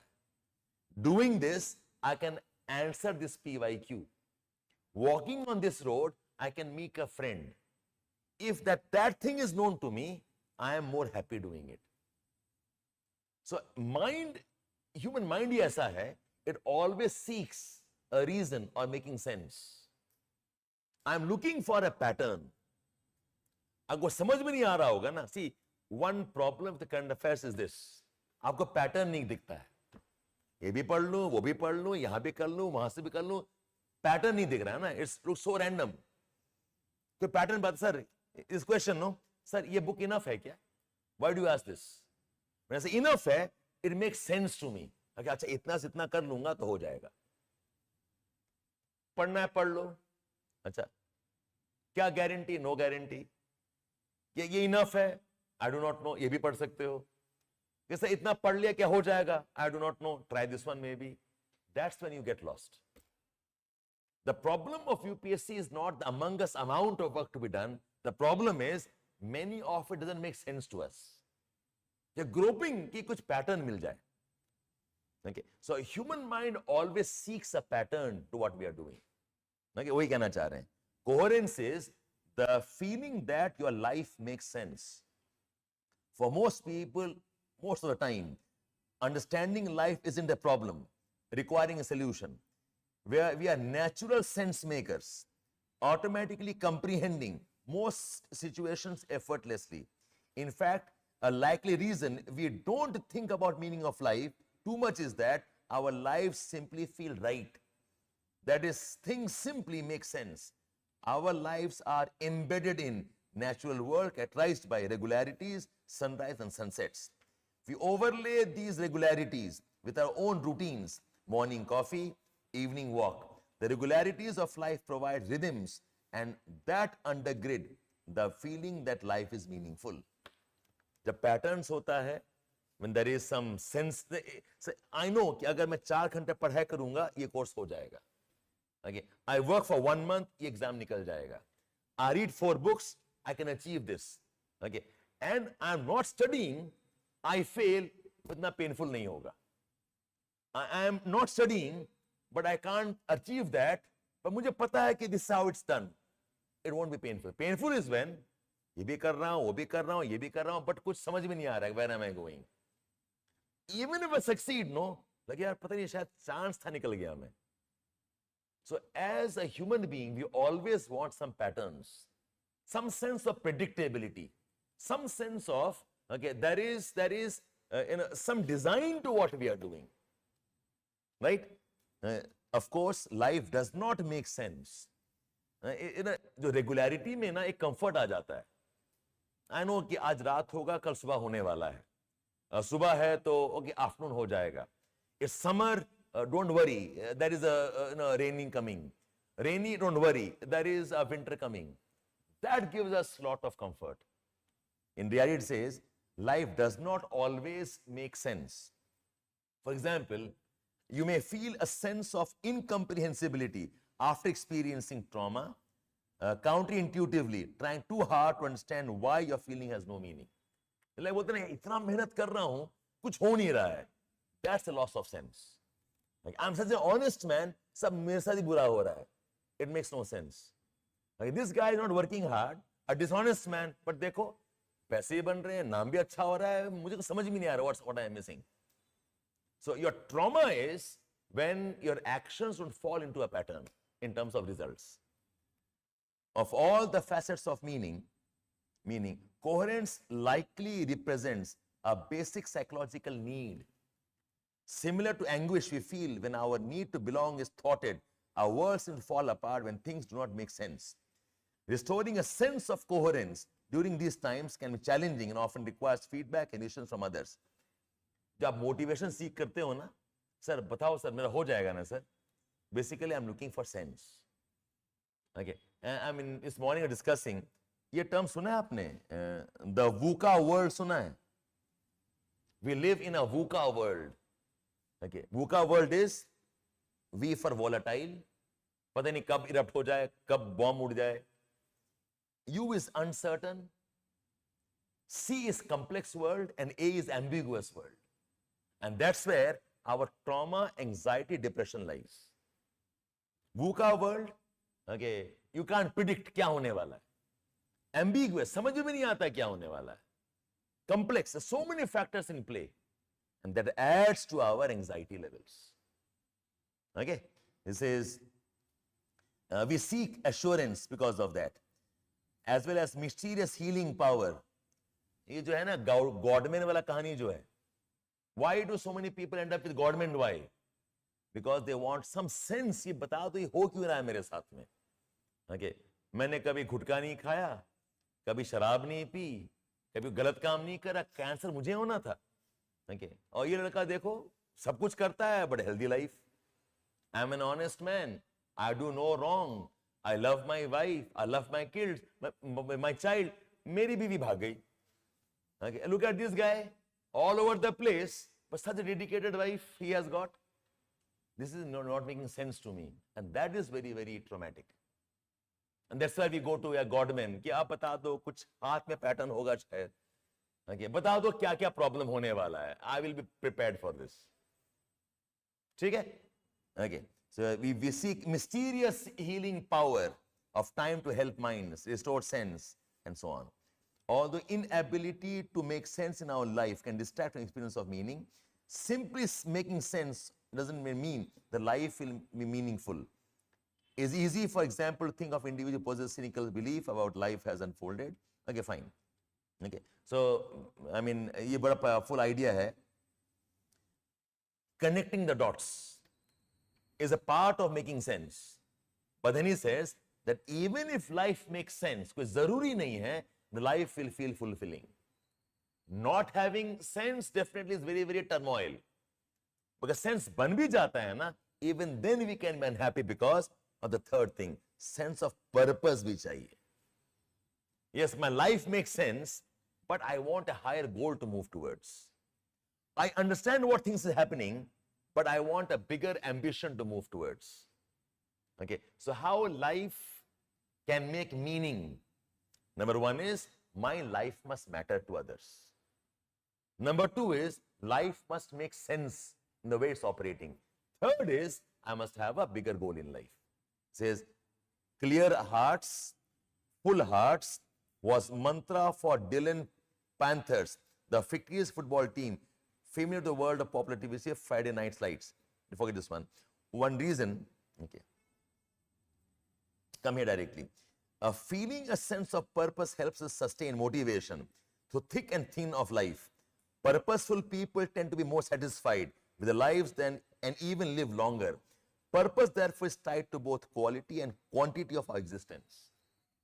Now you know that mountain man, Majhi, okay, he single-handedly made a road through the rocks.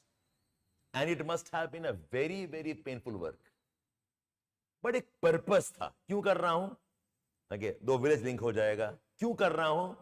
It's like a redemption I seek because I could not treat my wife when she needed my help. That's a purpose in life. So man can take up any challenge. अगर life का purpose मिल गया उसको. Okay, if you know कि अच्छा, like you know the purpose कि आप मुझे qualify करके वो कर देना है. अगर वो ड्राइविंग होगा ना, day night evening will not matter to you any more. 5 घंटा काम, 10 घंटा काम will not matter, provided the purpose very very strong, a very driving, powerful driving force the kind of keeps on encouraging you. It says, feeling a sense of purpose helps us sustain motivation through thick and thin of everyday life.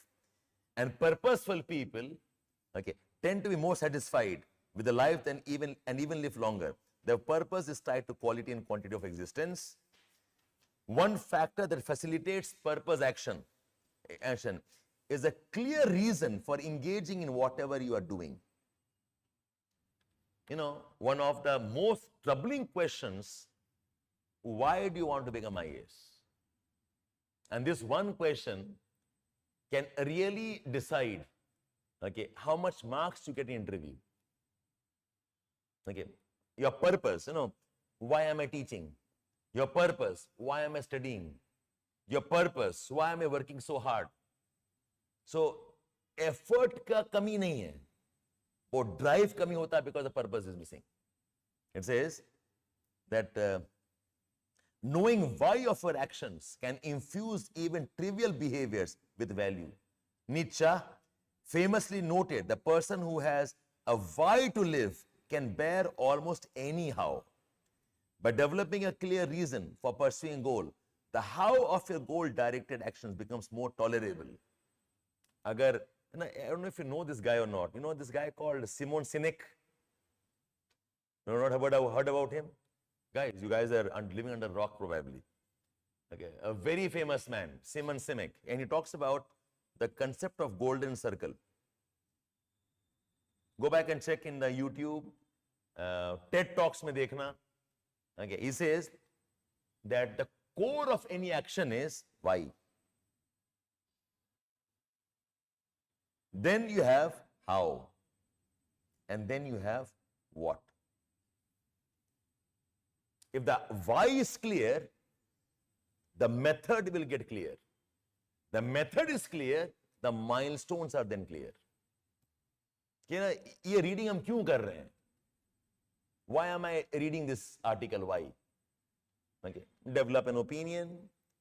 To appreciate abstractness is a part of developing personality. Okay. It's part of developing critical thinking. It's part of developing some language skills. That is my why am I doing reading sessions? How am I doing it? I read and you listen, you underline. What? The article I have chosen. Okay. So this is called as the golden circle of Simon Sinek. So dekhna, open up your Google and open up. He is a very, very famous motivational speaker. He is one of the corporate gurus. And this was his most important contribution. He said, what Apple made is the pehla speech I remember. I saw that way back. He said, what Apple makes is same as what many other companies make. But what makes Apple forceful is the why. They're committed to the best quality you can have in technology. Unka wo alag motivation hi hai. And why is very powerful. What is, let's have a beautiful design. We are committed to best quality technology. Okay. What is that? A flawless iPhone. I hope you got the point here. It says, come back here. It says, okay, a person who has why to live can bear almost anyhow. Anyhow as in whatever problem he faces. By developing a clear reason to pursue a goal, the how of your goal-directed actions becomes more tolerable. Because those actions are now connected to a more long-term objective. For example, although most students would rather socialize with friends than study for examination, a clear understanding that this minor hedonic sacrifice will help them obtain a rewarding job down the line should make it easier for them to come into exam prep.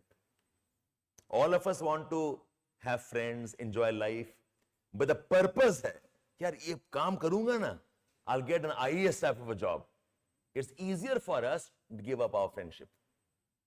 Okay? Even as your nose is firmly to the grindstone, clear eyes can be trained on a broader life dream. Okay? The overarching reason for existence can be found in the God's plan or life's calling, but a sense of why behavior is not limited to such grand experiences.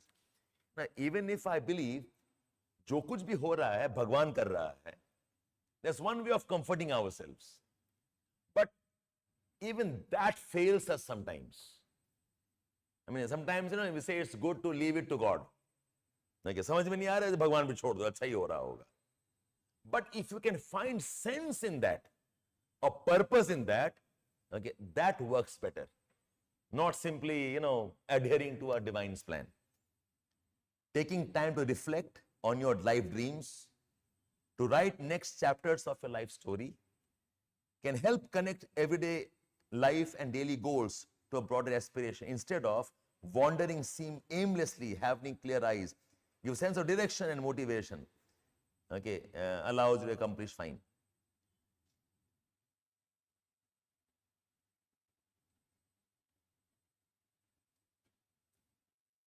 Yeah. So he says, the clear eyes concept, hai na? It's about whether you can see your vision clearly or not. Okay. Clear eyes is the metaphor for, okay, do you see the journey ahead clearly or not? So while you work hard, make sure you know the clear eyes also as a concept. Some reasons, okay, for goal pursuit may be better than the others though. A person who feels they should perform a task only because the superior advised them to do is unlikely to enjoy a sense of purpose while performing the work. Instead, the behavior are by definition pursued by a more intrinsic reason, often related to core aspects of one's identity. Okay, for example, people may volunteer at a homeless shelter for various reasons, but the person who does it so because they feel their actions are consistent with the internalized value of helping others are more likely to derive a sense of purpose than the experience. Like, we do things for different reasons. One reason is because I'm told to do so. Okay. Second reason is I'm doing it because I believe in it. Iska example bata raha hai. Okay, that, this was a very famous example.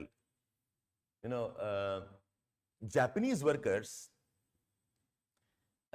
when they walk out of assembly line, ek observation tha.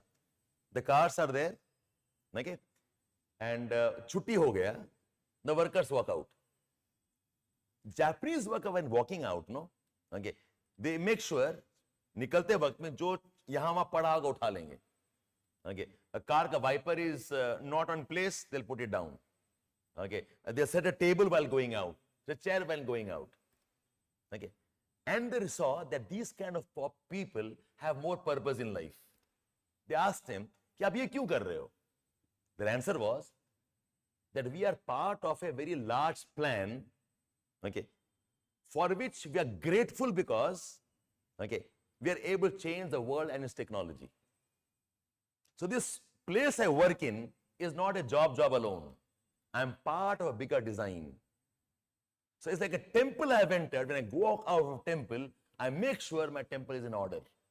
For next time when I come in, I want the temple with full of life again. एक है ना छुट्टी हो गया चलो भागते हैं, और एक है नहीं ये मैं भाग नहीं रहा हूं. Today's work is done. I'm part of a design where technology can change the world. Okay, this place is my temple. When I walk out with respect. Paper गिरा है उठा लो, chair टेढ़ा है ठीक कर लो. Okay, the car is not right, set कर लो, and then they walk out. So when and there can be also a case where some supervisor says, okay, साफ करके घर जाओ. You will do it half-heartedly. So if you're doing things just because you're told to do things, your life will not be happy. You do it because you think it's a purpose you're trying to fulfill. And I have tried this, partly successful, unsuccessful. See your preparation as a part of a bigger life's mission. It's not about course completion. सबसे आसान काम है, I always say this. Easiest work is course completion. But if you can visualize yourself, what I'm doing is part of country's nation making. It's part of a process where I'll be part of the global governance system as Indian bureaucrats. आपको अलग power आने वाला है. Don't see this as exam clearing. See this as मुझे training चल रहा है मेरा. Okay, my personality is being developed by these reading sessions. आपको अलग purpose है, अलग force आएगा आपको. As he is that some reasons for goal pursuit may be better than others. A person who feels they should perform a task only because the supervisor has asked them to do it is unlikely to enjoy a sense of purpose while performing the work. Instead, Purposeful behavior are by definition pursued by intrinsic reasons, often related to core aspects of one's identity. For example, people may volunteer at a homeless shelter for various reasons, but the person who does so because they feel their actions are consistent with their internalized value of helping others in need is more likely to derive sense of purpose than from the experience. The capacity of meaning to allow us to wake up every morning and to do what needs to be done requires that meaning to be present even in suffering. And this is where a sense of purpose is powerful. Although all humans live matter, although all human lives matter, they all also end, and a grand scheme may not hold the promise of place in history, threatening our sense of significance. Similarly, although life very often makes sense, random senseless events do occur that can stabilize our sense of coherence. From natural disasters to random acts of horrific violence.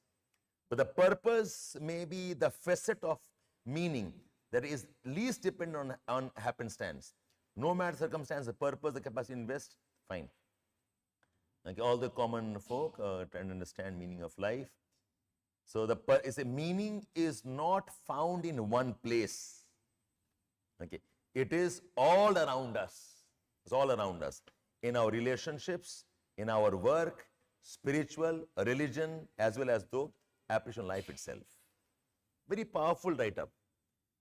I'll suggest you go back to your room, इसको 2-3 बार पढ़ना. And every year, इस theme पे एक पक्का question होता है. 100%. Okay, the search for tranquility, the search for harmony in life, the search for purpose in life. A ship in harbor is safe, but that is not what the purpose of ship is. It's all about this.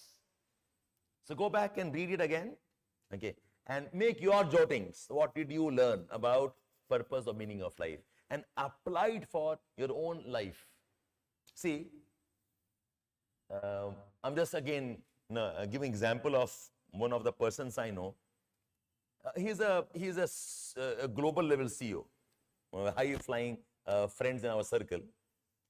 And abhi nahi, last 15 saal se he's been very high flying guy. And I'm told, I was told that this guy, he flies with his own entourage of chefs also. वो कहीं भी जाएगा ना, वो chef को लेके जाएगा. And diary, secretary hai and all of that.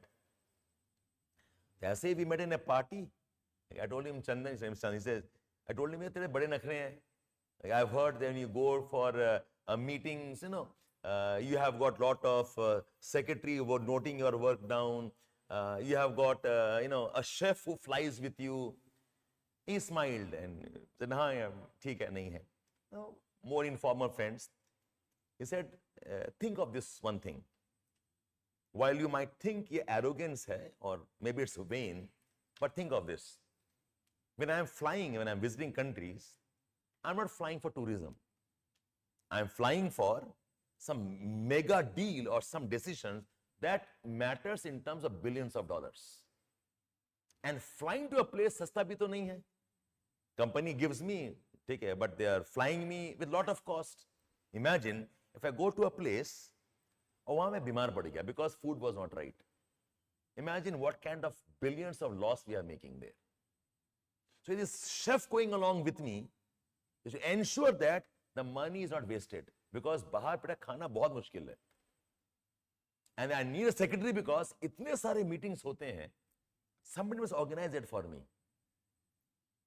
And that's a very important thing I learned was, at some time of a life, some things sound very absurd. In school, college में, okay, diary बना रहा है, who cares यार? I know timetable है, देखा and I'm on. Right? But as your work expands, as your role expands, there is a challenge that you will have in terms of organizing your life. So abhi tak, because your life was smaller life, the goals were not as challenging. The hurdles were not as scary hurdles. At stake was not such a huge thing. So wahan par na purpose of life did not matter. अब matter करता है, you are in your early और mid 20s, इस पढ़ाई में आपको 2-3 साल लगने वाले हैं. Among the syllabus, complex systems, you will go lost. The motivation you need will come from आपका पर्पस क्या है, why are you doing this? आपका पर्पस क्या है, what are you moving towards? Sir मैंने कभी प्लानिंग किया नहीं, हो गया, मैंने नहीं किया था. बताओ पहले लाइफ में कभी 8 सब्जेक्ट पढ़ा था एक साथ, and all of them graduation level, optional, GS, economy, history, polity, इतना भी पढ़ाई किया और ये सब कुछ कर रहे हो 1 साल के अंदर में. कभी किया था पहले आपने?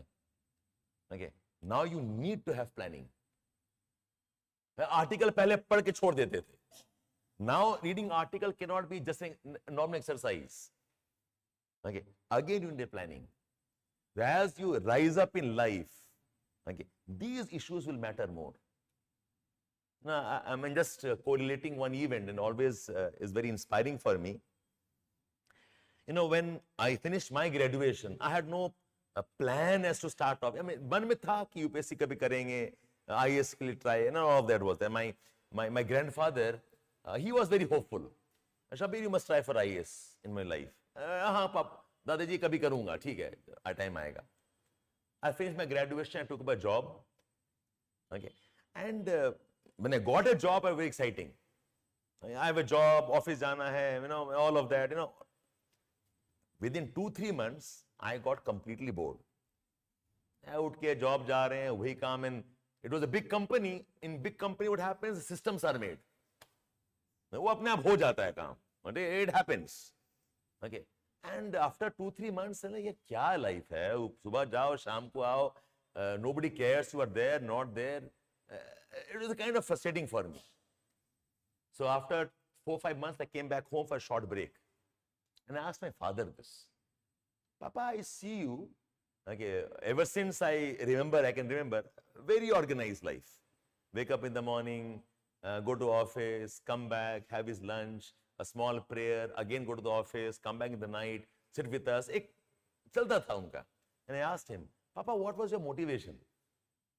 Okay, what was driving you? Okay, कि काम करना है, and same routine every day.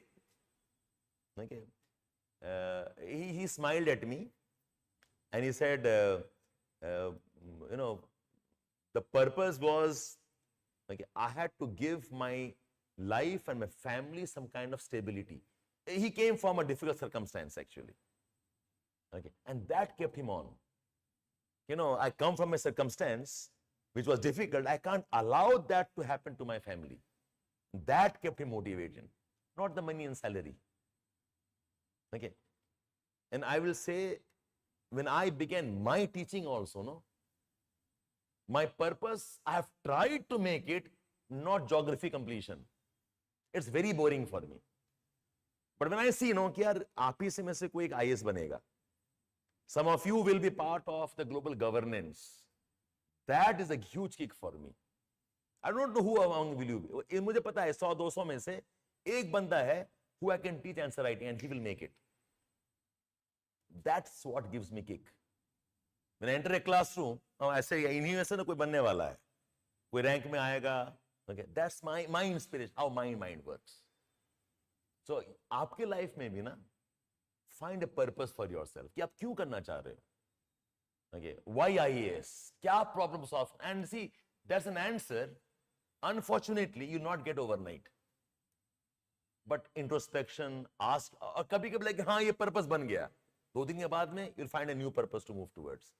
But the exercise of asking yourself, no, that will keep you motivated. Okay, so use some of this understanding as a part of essays also. Fine. Okay, so that's from my side. It's already 5:30 by my watch. So maybe give Banke sir half an hour maybe. He had planned to cover 2 articles, but 2 शायद नहीं कर पाएंगे. So I have covered one IR topic. I have covered one philosophical topic.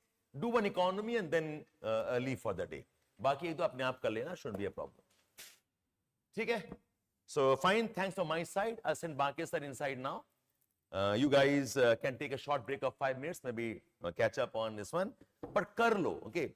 You know, some things are very tiring and tedious, but it should be done. Okay, शुरू करे हो तो take it towards conclusion. Have a sense of क्या है, इस हफ्ते हमने 4 article पढ़ लिया. A good nice discussion current affairs के साथ. Otherwise fine. I'll see you again next week at 3:30. ठीक है? So I'm sending Banke sir in. If you want to take a break, you take a break and then you continue. Half an hour more. Okay, all of you. Take care.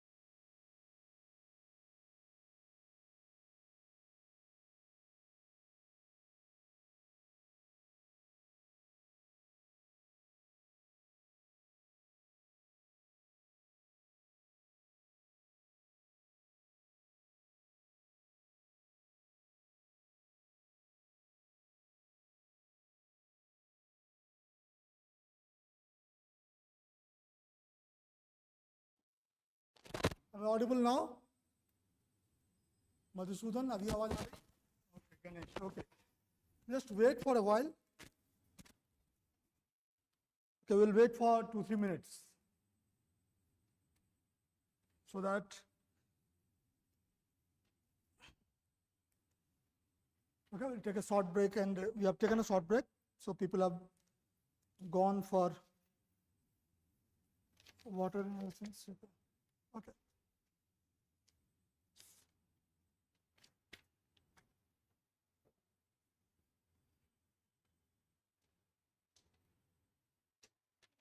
Okay, okay. ये वाला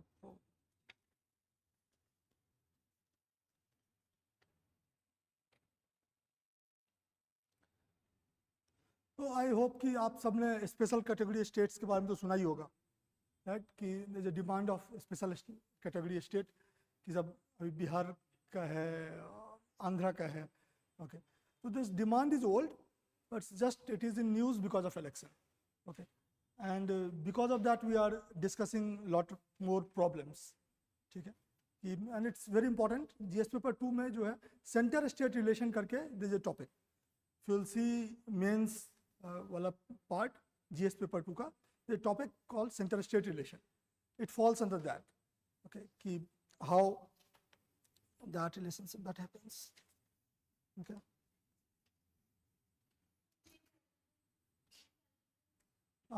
Should a state get a special package outside finance commission allocation? ठीक है.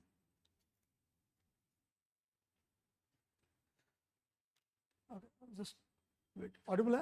Okay, ठीक है. Good evening, Mani.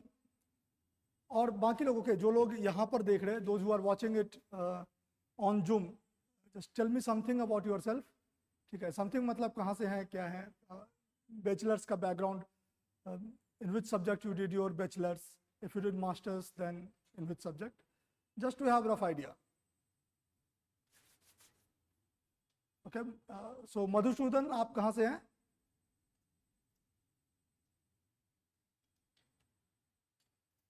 और यहाँ पर आप लोग, आप कहाँ से हैं? Pune. Okay, what's your name? उत्तम. Okay, आप प्रीति देवघर से. उत्तम पुणे से, प्रीति ओके. आप सोनू गोरखपुर से. ओके. आदित्यनाथ जी. ओके. आप कहाँ से? अच्छा, आपका तो आप पटना. नाम क्या आपका? सूर्यकांत. ओके. सूर्यकांत, उत्तम, प्रीति, ठीक है. सोनू. ओके. आप कहाँ से? ओमकार. ओमकार पुणे से. ओके. गणेश. ओके, यहाँ पर गणेश भी पुणे से. ओके, ठीक है. Okay, okay. गणेश जो है बीटेक उन्होंने पुणे से किया है, बट वो है सोलापुर से, सोलापुर महाराष्ट्र. ओके, ठीक है, ठीक है, now let's start. ठीक है, so before going to detail of the article, basic चीज is कि taxation power between center and state is unevenly distributed. Okay? So constitution itself have given more power to tax to center and relatively less power to state. Okay? That was the case before GST. Okay? The center has more power, like say income tax, okay, corporation tax. These taxes forms the bulk, okay, and the power to tax on these things is with center. Okay, तो center का जो है वो ज़्यादा है, okay, और states have relatively less power. But problem is when it comes to implementation, okay, then states have lot of responsibilities. Okay, तो states have lot of power to implement things जो कि ground level पे हो रहा है. So taxation power was more with center, while to invest money was within the domain of state. Okay, this created a big tension. Okay, because of that, Constitution also provided one more thing. The center, whatever center will collect tax, from that center will share some part with states. Okay, so that's one. This sharing also happens in two ways. एक तो finance commission recommendations. How many of you have already read polity? Anybody? कोई polity पहले पढ़ चुके? Okay, a little bit. Here, those who are watching on Zoom or YouTube, how many of you have read polity? मतलब at least you have some idea, because that will tell me कि कितना detail में जाना है. ठीक है, कहाँ पर रुकना है. नहीं पढ़े आप लोग? पढ़े थे? ओके, ठीक है. ओके, प्रीति ने पढ़ा है, गणेश ने पढ़ा है. ओके, ठीक है. Okay, done. ओके, ठीक है. सो बेसिकली सेंटर जो है, इसके पास जो भी टैक्सेस आते हैं, it gets divided in two parts. One part centre keeps with self, कि इसको अपना भी तो चाहिए. ओके, तो एक पार्ट जो है वो सेंटर अपने पास रख लेता है, and other part they are with states. Okay, so this is called vertical devolution of finances. ठीक है, कि सेंटर ऊपर में है, स्टेट नीचे है. तो सेंटर और स्टेट के बीच में जो शेयरिंग होता है टैक्स का, सेंट्रल गवर्नमेंट जो टैक्स कलेक्ट करती है उसका शेयरिंग सेंटर में और स्टेट में, that is called vertical devolution of taxes. ठीक है, दिस इज, तो ये पार्ट हो गया vertical devolution.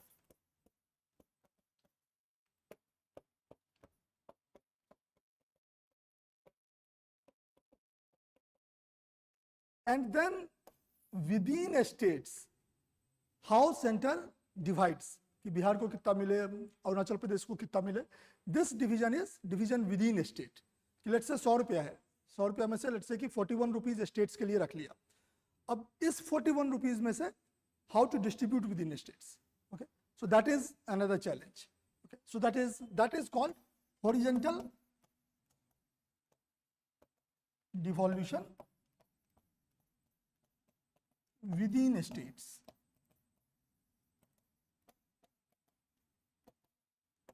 Okay, and there is third part also where center अपने डिस्क्रिशन से स्टेट्स को पैसा देता है. सेंटर जो स्टेट को पैसा देता है वो भी दो तरीके से जाता है.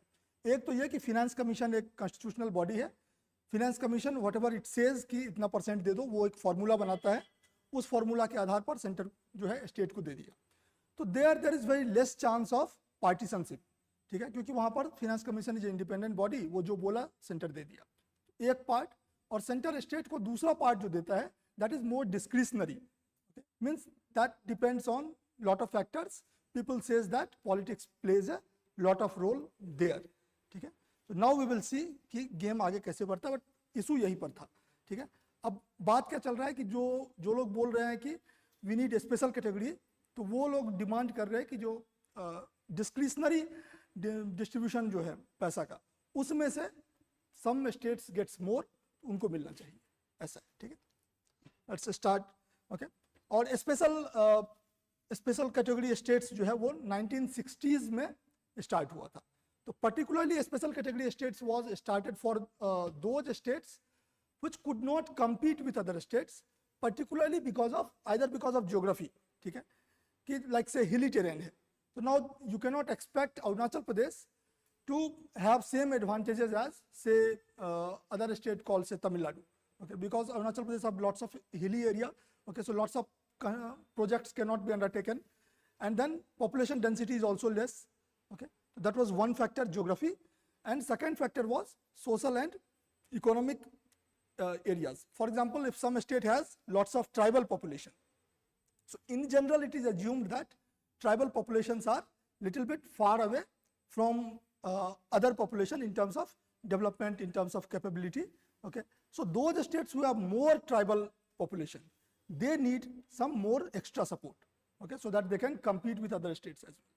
तो ये दो मेनली थे पैरामीटर्स थे जिसके बेसिस पर कि बोला कि स्पेशल कैटेगरी स्टेट्स दिया जाएगा, ओके. तो it started with Jammu and Kashmir, Assam, इस सबसे, but now 11 out of total 28 states are special category state, ठीक है. 28 में से 11 जो स्टेट है पहले से स्पेशल कैटेगरी स्टेट्स है, मोस्टली हिली स्टेट और नॉर्थ ईस्टर्न एरियाज के स्टेट्स, ठीक है. तो नाउ बाकी लोग बोल रहे हैं कि हमको भी चाहिए.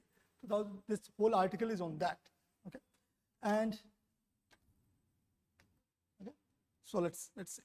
And this article, should a state get a special package outside finance commission allocation, okay, कि finance commission तो allocate कर ही रहा है, okay, outside that should states have this, okay. And the flow of this article is in the form of podcast, ठीक है. तो वो video में podcast था, उसको यहाँ पर इंटरव्यू फॉर्म में पब्लिश किया हुआ है, okay. So there are two experts.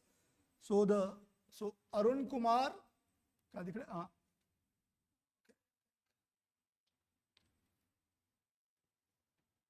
Okay. So there are two experts here, Arun Kumar and Pinaki Chakraborty. These two are experts, and there is one interviewer. The interviewer will ask question, and then these people will answer. We will also note कि how to the same question, how these two experts differ sometime, ठीक है, कि वही question है but दोनों का view point जो है कैसे अलग होता है. Sometimes they agree, sometimes they do not agree, okay. And when we will be discussing it, that will tell us points both कि हाँ होना चाहिए, नहीं होना चाहिए, किस तरह का points है, तो we will benefit from that, okay. Now let's start covering this, ठीक है, okay. In the run up to the union budget, Nitish Kumar and Chandrababu Naidu, the chief ministers, who are in position to decide political fate of NDA, have demanded a special financial package for their respective states. Okay. This is called setting the context, ठीक है. अगर वो सीधे ही interview शुरू कर देते तो general जनता को पता ही नहीं चलता भाई हो क्या रहा है, मतलब why we are discussing this now. तो the first line in mains you are writing introduction, okay. So this is the work of introduction, कि भैया मेन बॉडी में जो क्वेश्चन पूछ रहा है, you will discuss that in main body. But before that you will give some hint to the examiner कि ऐसे भाई start हो रहा है. It's not abrupt start, okay, that setting some context. So it's saying कि वो election का result and then dependence of NDA government on these two, they are setting a context, okay. So when you are reading an article, it's very important to see the flow, okay. This is reading session is not just current affairs session, उसके लिए तो हमारा Friday session है, ठीक है. This is more like, okay.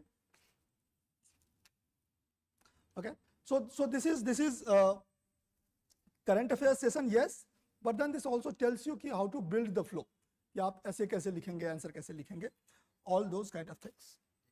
Okay, I'll wait for one.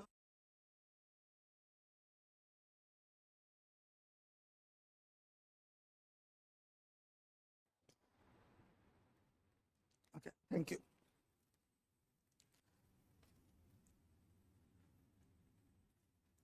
Okay.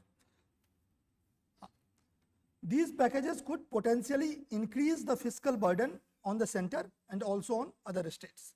तो ये special package का जो डिमांड है, दिस कैन इंक्रीज द, क्योंकि physical burden on centre, particularly because पैसा तो उतना ही है, ठीक है. मनी इज नॉट इनडेफिनिट, ऐसा नहीं कि इनफाइनाइट अमाउंट ऑफ मनी है, okay. There is scarcity is the basic law, ठीक है, पैसा उतना ही है.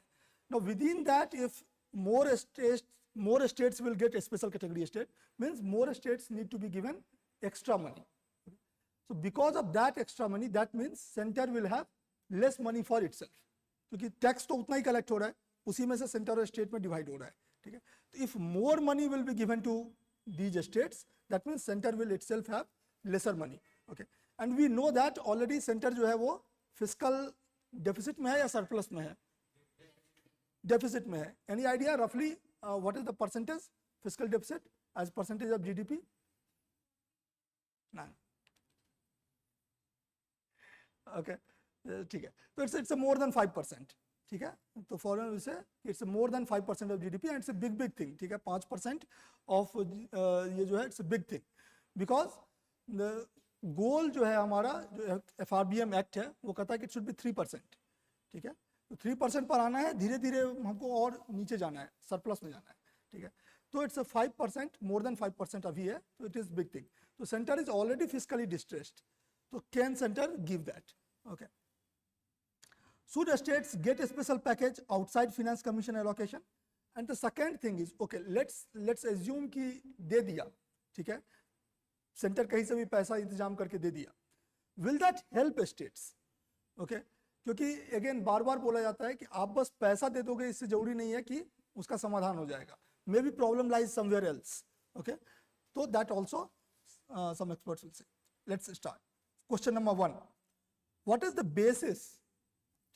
What is the basis on which the Finance Commission determines how much money is allocated to different state? Okay? This की Finance Commission जो determine करता है कि किस state को कितना मिले, that is on what basis?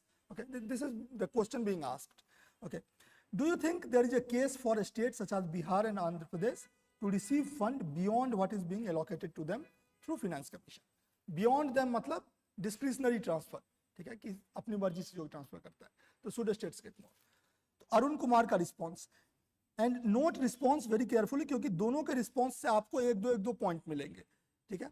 हमको ultimately we don't have to take any strong position, you have to see okay this is the point in favour, this is the point in opposition. Okay, that's हमारा goal पढ़ते time में यही है. And second is कि how they are supporting argument, how they are opposing, ठीक है. The last finance commission had said that states should be given 41% of the divisible tax pool, ठीक है. तो last finance commission was which finance commission?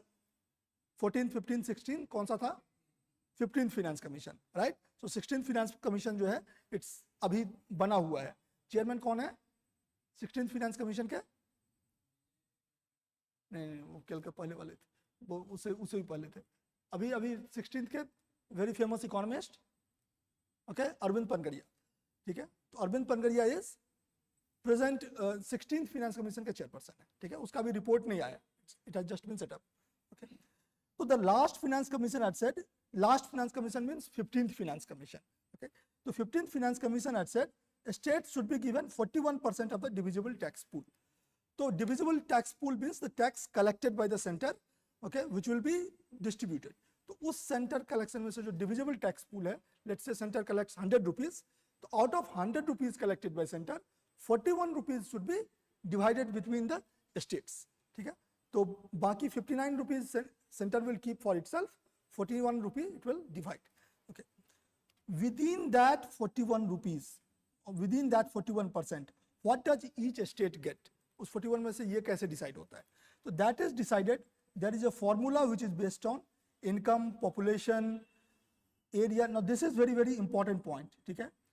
Okay, this यहाँ पर जो अरुण कुमार का ये वाला जो रिप्लाई है, on what basis finance commission decides which state will get what. Okay, तो यहाँ पर this is very important. Okay, in fact this has already been asked in mains examination, ठीक है. हाँ, प्रीलिम्स में भी this has already been asked, तो it has already been asked, it can be asked again and again, ठीक है. तो इसमें कोई, because it's very important thing. तो for that there is a formula which is based on income, population, area, forest and ecology, demography, performance and ETC जो लिखे हैं, ETC में बस वो टैक्स परफॉर्मेंस जो है, ओके, एड टैक्स परफॉर्मेंस एक है, ठीक है. तो these are the things, 1 2 3 4 5 6 7 8. Okay, तो these 8 पैरामीटर्स के बेसिस पर they make a comparison and then they say कि स्टेट्स को इस बेसिस पर देना चाहिए. इनकम का जो है लार्जेस्ट है, इनकम कॉल्ड इनकम डिफरेंस कहते हैं, ठीक है।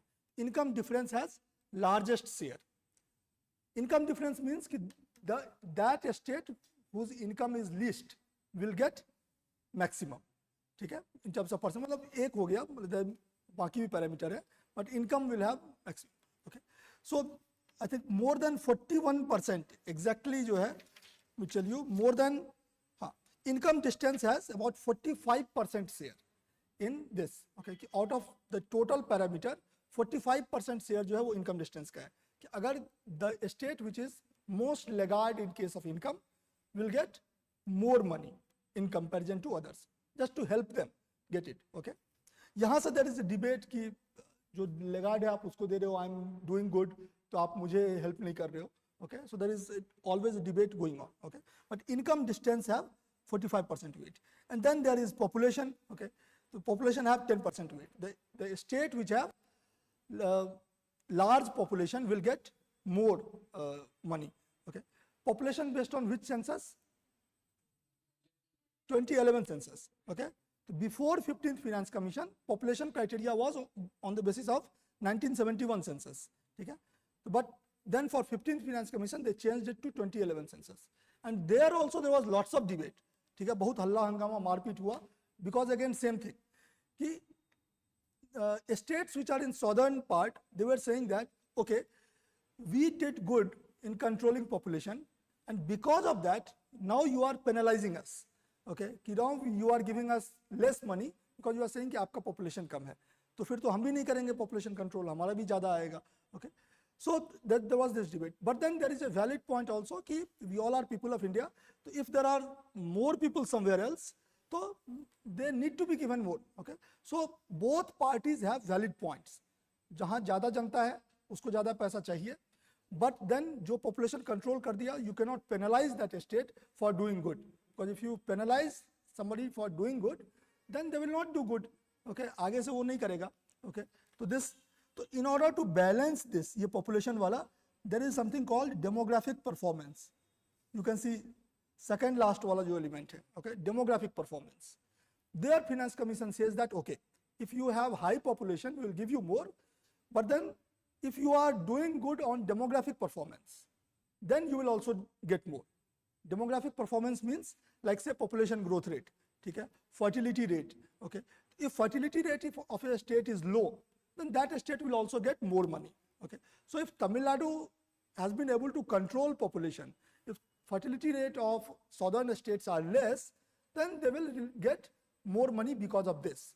Okay, so that's a balancing act being going on. Okay, area अगर ज़्यादा है, forest and ecology, if you have more percentage of area under forest, you will get more. Okay, so that is an incentive for states to increase their forest cover, because overall they say that 1/3 of area, 1/3 of total India's area should be under forest. So those states who will have more forest, they will get more. Okay, so Finance Commission have made a very specific formula. On that formula, इस formula में black box है, formula बन गया software में, आप डाल दो सबका नंबर, जो निकल के आएगा उसको मिल जाएगा. I don't know whether Bihar का क्या है, तमिलनाडु का क्या है, आंध्र प्रदेश का क्या है, मुझे कोई फर्क नहीं पड़ता. यू पुट नंबर, जो आएगा डाल देंगे. Okay, so this is called as more objective. Okay, there is less chance of political bias. Okay, in this if we look at 15th finance commission, okay, and then ETC के बाद Arun Kumar reply we are reading. If we look at 15th finance commission, Uttar Pradesh and Bihar in 2020-21 got the largest amount of fund. Okay, so Uttar Pradesh and Bihar, those two states whose population is among the largest, मतलब बड़ा population है. Okay, fertility rate is also high. Okay, and they are also among the backward states relatively. Okay, so these states already got largest amount of fund. Okay, and Karnataka and Kerala saw the largest decrease in the states of fund. So these states, which are mostly southern states, they saw the decline. Okay. So in other words, criteria that the Finance Commission use can change the amount of fund going to different states. Okay. Depending on the criteria. वो criteria क्या use करता है Finance Commission? That is one thing.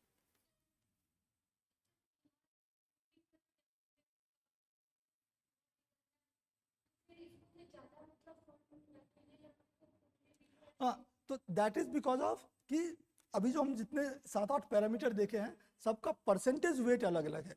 Highest percentage weight goes to the income distance, कि the states which are lowest in terms of per capita income they get more money. Okay, so 45% weight in total जो है वो उसको जाता है income distance को, right. तो since these states have lower per capita income, that's why these states have got more thing. Okay, and then population, in terms of population also this उसको ज्यादा परसेंटेज मिलेगा. Okay, there is something called income distance, means एक लिया कि जो highest state है, highest state से आपके स्टेट का डिफरेंस कितना है, ठीक है. More is the difference, more you will get money. Okay, that means कि आप you need more help. That is the नहीं, हाईएस्ट स्टेट जो जिसका पर कैपिटा इनकम हाईएस्ट है उसको बना लिया कि दिस स्टेट इज हाईएस्ट. अब हाईएस्ट पर अमॉन्ग दैट. ओके, मैं अभी बोलना नहीं चाह रहा हूँ क्योंकि मैं हाँ ठीक है, तो मैं श्योर नहीं हूँ तो इसलिए मैं अभी बोलना नहीं चाह रहा हूँ. ठीक है, शायद गोवा या ऐसे करके. ठीक है, ओके, तो exactly I don't recall that. ठीक है, किसका लिस्ट जो है वो तो बिहार का है. ठीक है, तो फिर वहां से वो जो हाईएस्ट जिसका भी होगा, लेट्स से हाईएस्ट वाले का 2 लाख है और लेट्स से कि बिहार का 60,000 है, तो ये 1,40,000 का गैप हो गया. Okay, so Bihar will get more money. Okay, that's that. Maharashtra. Okay, apart from the finance commission devolution which is statutory, now Arun Kumar is saying that finance commission ka devolution is one part. Okay, apart from finance commission devolution which is statutory, statutory means it is according to law. Okay, तो इसका जो है provision law में दिया हुआ है कि devolution will be like that. Okay, how the remaining amount is spent is determined by the center and that is where political determination comes in. Okay, जो finance commission वाला है there is less debate on that. The other part is done by center on political basis. That is what the accusation is. कि बाकी part में कोई formula नहीं है, centre को जिसको लगता है कि उसका पॉलिटिकल एफिलिएशन है या पॉलिटिकल बेनिफिट हो सकता है उसको दे देता है. Okay, that's what Arun Kumar is saying. Okay, states which are closer to the centre gets more fund. Andhra Pradesh and Bihar are part of NDA and their support is critical, so I suppose they will be able to draw more funds. So Arun Kumar is of view ki they will get more fund because they are politically aligned. Now let's see Pinaki Chakravarti, same question ka reply. Okay, do you think there is a case for states such as Bihar and Andhra Pradesh to receive fund? And Pinaki Chakravarti se pehle Arun Kumar reply kar chuke, so Pinaki Chakravarti is also responding to Arun Kumar's viewpoint. Okay, let's see. Pinaki Chakravarti, as far as transfer by finance commission are concerned, a scope for discretion is very limited. We all agree. Okay, so Arun Kumar also agrees कि finance commission वाले में जो है उसमें भेदभाव का chance बहुत कम है. Okay, other central transfers are also determined by certain principles of distribution. Here Pinaki Chakravarti differs from Arun Kumar. Arun Kumar says that yes, finance commission वाला का तो फॉर्मूला है, बट नॉन फाइनेंस कमीशन वाला जो है जो discretionary है वहां पर politics plays a big role. That's what Arun Kumar says. Pinaki Chakraborty says that other central transfers are also determined. Okay, are also determined. Okay, okay, other central transfers are also determined by certain principles of distribution. Okay, it is not being done arbitrarily. Other wala jo hai, that is also not done randomly according to Pinaki. We can debate those schemes, their design, etc. But those are certainly not arbitrary. Okay, so discretionary transfer is also not arbitrary according to Pinaki. So that is overall framework of transfer. When there is a specific demand by a specific state for a higher transfer of resource for a specific purpose, constitutionally there is no bar on giving more money to that state. Means saying ki if some state is raising demand for more money for some work, okay, then constitution do not stop central government from doing that. Okay, so central government can do that, but the problem is, can central government do that? Okay, does it have money? Okay, constitution रोका नहीं है, चाहे तो एकदम बना दो, सबको सोना दे दो, but है क्या उतना सोना? Okay, so then it comes कि constitutionally there is no bar Okay, but generally it is not done on large scale, because if that becomes order of the day, fiscal prudence becomes a casualty. Fiscal prudence का क्या मतलब होता है? Fiscal prudence, what does it mean? Okay, prudence generally means कि you are being careful with something. If you are prudent, like say if you are prudent with words, that means आप कुछ भी नहीं बोलते हो, आप सोच समझ के उतना ही बोलते हो, ठीक है? तो fiscal prudence also means that you are spending money carefully, ठीक है, देख करके कहाँ करना चाहिए क्या नहीं करना चाहिए. तो if center will start giving money to states ऐसे, so then that will have impact on fiscal prudence, because again center के पास money limited है. Okay, possibility of large scale discretion transfer is limited. So because center already have less money, because fiscal prudence will get affected, इसका possibility कि large scale discretionary transfer होगा, that is very limited as per Pinaki Chakravarti.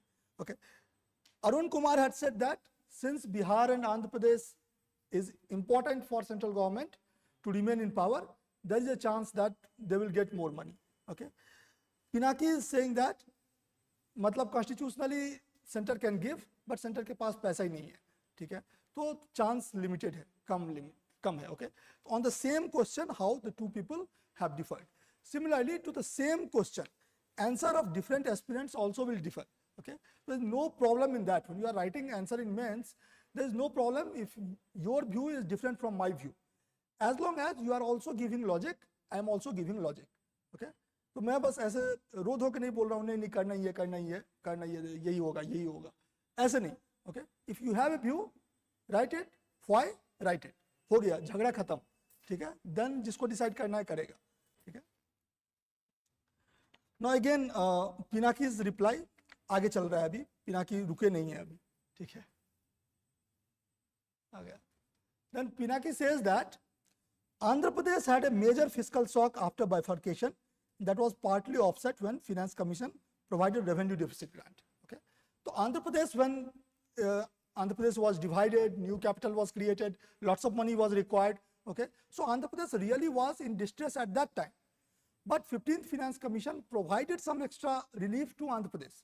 Okay, so that problem has already been addressed. Okay, so according to Pinaki, Andhra Pradesh do not have much case. Okay, fiscally speaking, पैसा के term में Andhra Pradesh do not have that much space. But when it comes to Bihar, Pinaki says that, but Bihar's case is different. Bihar's per capita development spending is less than 60% of all state average. Note this term, per capita development spending. Okay, so per capita spending on developmental projects in Bihar is 60% less than the average developmental expense in all Indian states combined.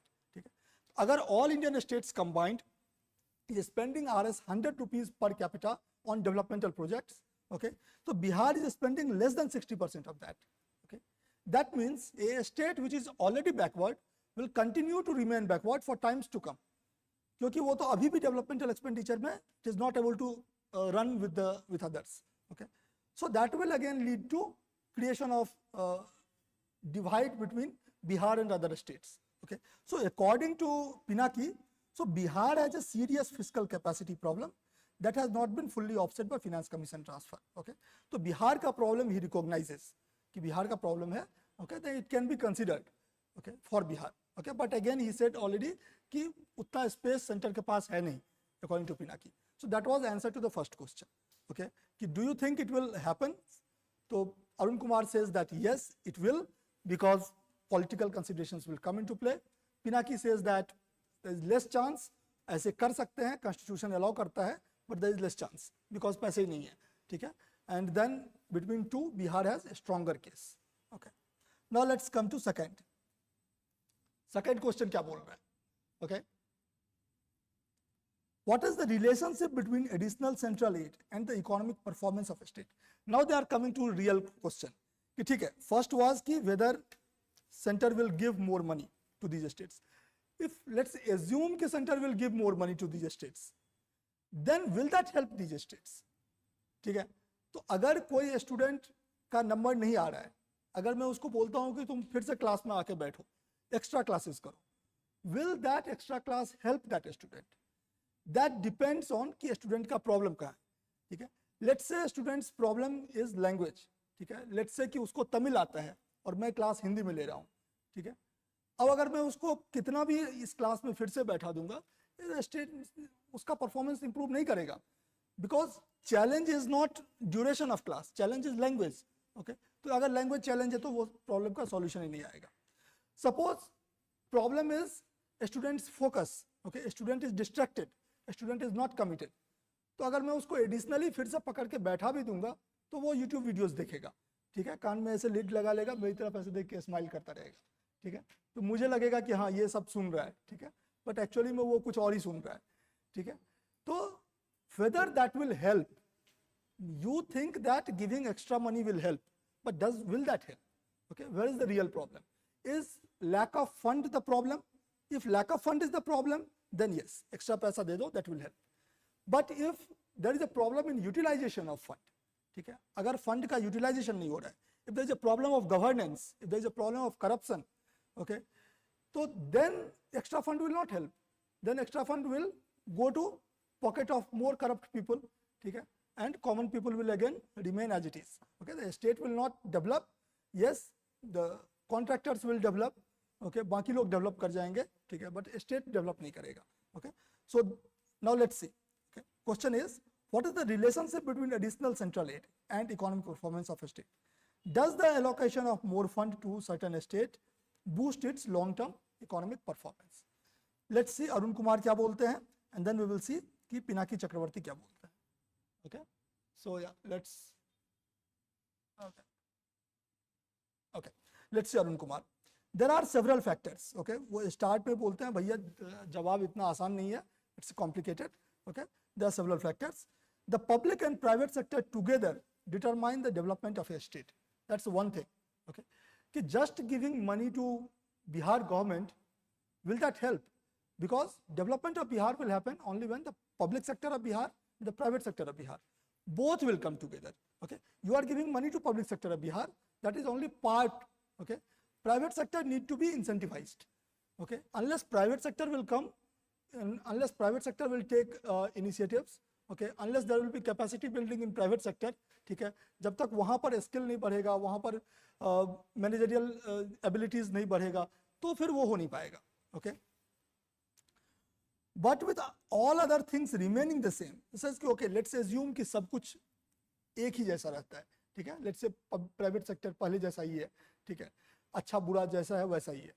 उसके बाद if you will give more money to Bihar government, will that help? But with all other things remaining the same, higher allocation from the center to a state would boost the growth of that state. So if everything remains same, then if you will give money to state government, then maybe that will help the government, because कुछ पैसा तो आएगा तो कुछ तो help होगा. Okay, but the major problem is, he has said that it will boost the growth, but then is again coming back. The major problem is the issue of governance. How well is the state governed, and how well are the resources that are received by the state spent on development? ठीक है, money itself does not ensure development. How money is spent? Okay, is it being spent efficiently or not? If it will be spent efficiently, it will help the state. But if it will not be spent efficiently, if there will be lack of accountability, कि आप पैसा लिए कहाँ बना कहाँ. If you have been reading news recently, lots of bridges have collapsed in Bihar. Okay, so if lots of money have been spent on those bridges, but those bridges will not lead to increase in connectivity. Okay, so let's say you will give more money to Bihar government, more such bridges will be constructed, which will again collapse in 1 year, 2 year, 3 year. Okay, so that means then that will not lead to improvement. So indirectly Arun Kumar is saying that yes, give money to state government, those who need it, but then also ensure that the money is actually spent wisely. Okay, ensure accountability. Okay, reduce corruption, do these things. Otherwise तो बस पैसा दे के हाथ झाड़ लेना जो है, उससे तो काम नहीं बनने वाला.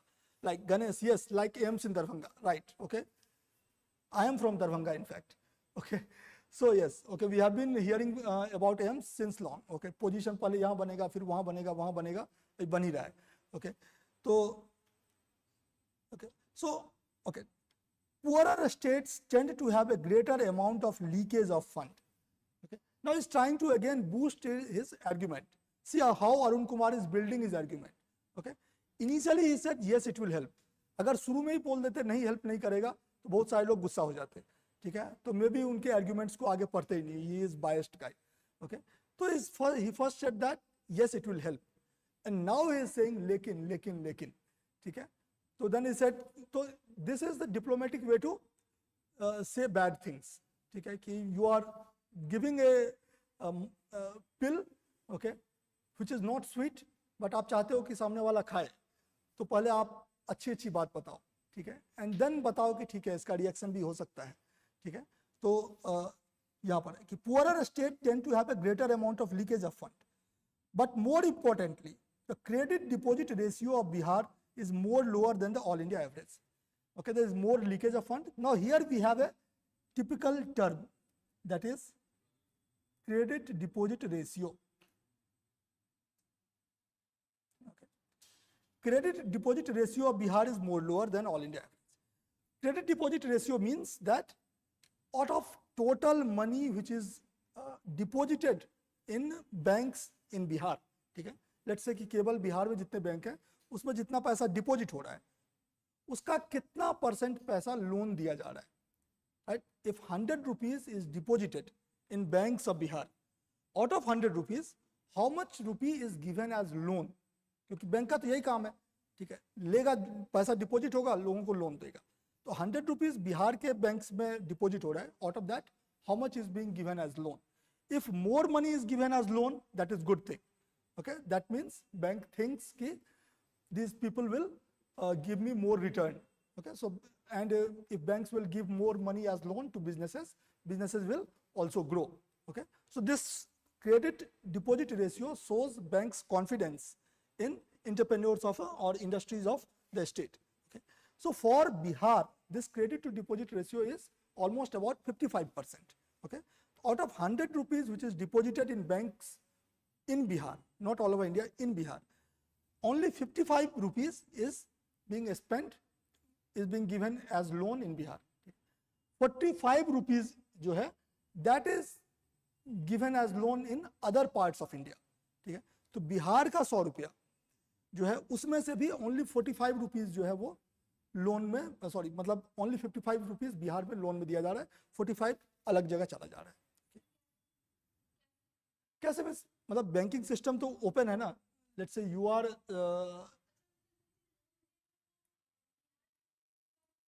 हाँ, मतलब पैसा बिहार के लोग जमा किए 100 रुपया, तो उसमें से बिहार में ही जो लोन दे रहे हैं दैट इज ओनली 55%.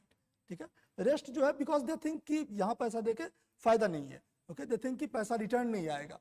ठीक है, ब्रिज बनेगा टूट जाएगा. ठीक है, तो फिर कौन हमको पैसा रिटर्न करेगा, तो they are not giving it. Okay, तो that is so that's 55%. while all India average is 75%. ठीक है, तो ऑल इंडिया में तो अगर 100 रुपीज कहीं किसी स्टेट पर अगर हम एवरेज देखें तो हो रहा है तो 75 रुपीज लोन दिया जा रहा है. ओके, तो that is good thing. Okay, तो low this ratio, low credit deposit ratio is bad. Okay, and Bihar has low credit deposit ratio. Okay, so this problem how it can be solved? If you will, now he is saying that this means that a large part of Bihar's saving is leaking out of the state to other states. Okay, तो बिहार के लोग जो save कर रहे हैं वो save होकर के बिहार में इन्वेस्ट नहीं हो रहा है. Okay, it is being invested in other parts. Okay, now he says that suppose you are giving more money to the Bihar. Okay, now again let's say कि people will save that money, will put it in bank, फिर से तो उसका बहुत सारा पैसा बाहर चला जाएगा. Okay, तो just giving money to Bihar will not ensure the growth.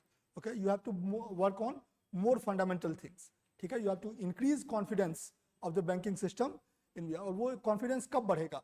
When governance will improve. Okay, अगर ब्रिज टूटा है तो अगर एक्शन होगा, लोगों को लगेगा अगली बार से ऐसा नहीं करना चाहिए. Okay, तो then they will build better bridge. Okay, so then it will happen. So even if you allocate more fund from the center, the leakage may be greater than the additional resource they get. Okay, तो leakage वो ज़्यादा ही हो सकता है. Again, तो here Arun Kumar is saying कि दे करके फायदा नहीं होगा तब तक जब तक you will take care of governance. ठीक है, तो अरुण कुमार का ये मोटा मोटा एक लाइन का ये था. ओके, नाउ लेट्स सी कि पिनाकी का क्या है. Okay, Pinaki Chakraborty, same question. Does allocation of more fund to certain state boost its long term performance. Okay, Pinaki जो है वो क्वेश्चन कोई चेंज कर दे रहे. ठीक है, इस वाले क्वेश्चन का रिप्लाई जो है वो इस क्वेश्चन का रिप्लाई नहीं कर रहे, वो अलग अलग लाइन में चल गए. If we look at revenue sharing, the part which is not within the purview of finance commission has increased, and that is also why we see an increase in centrally sponsored scheme. Pinaki बोल रहे हैं कि we are discussing about lot of things. Okay, but first you have to see कि in recent years percentage increase in discretionary grant is increasing. Okay, तो finance commission वाला तो है ही.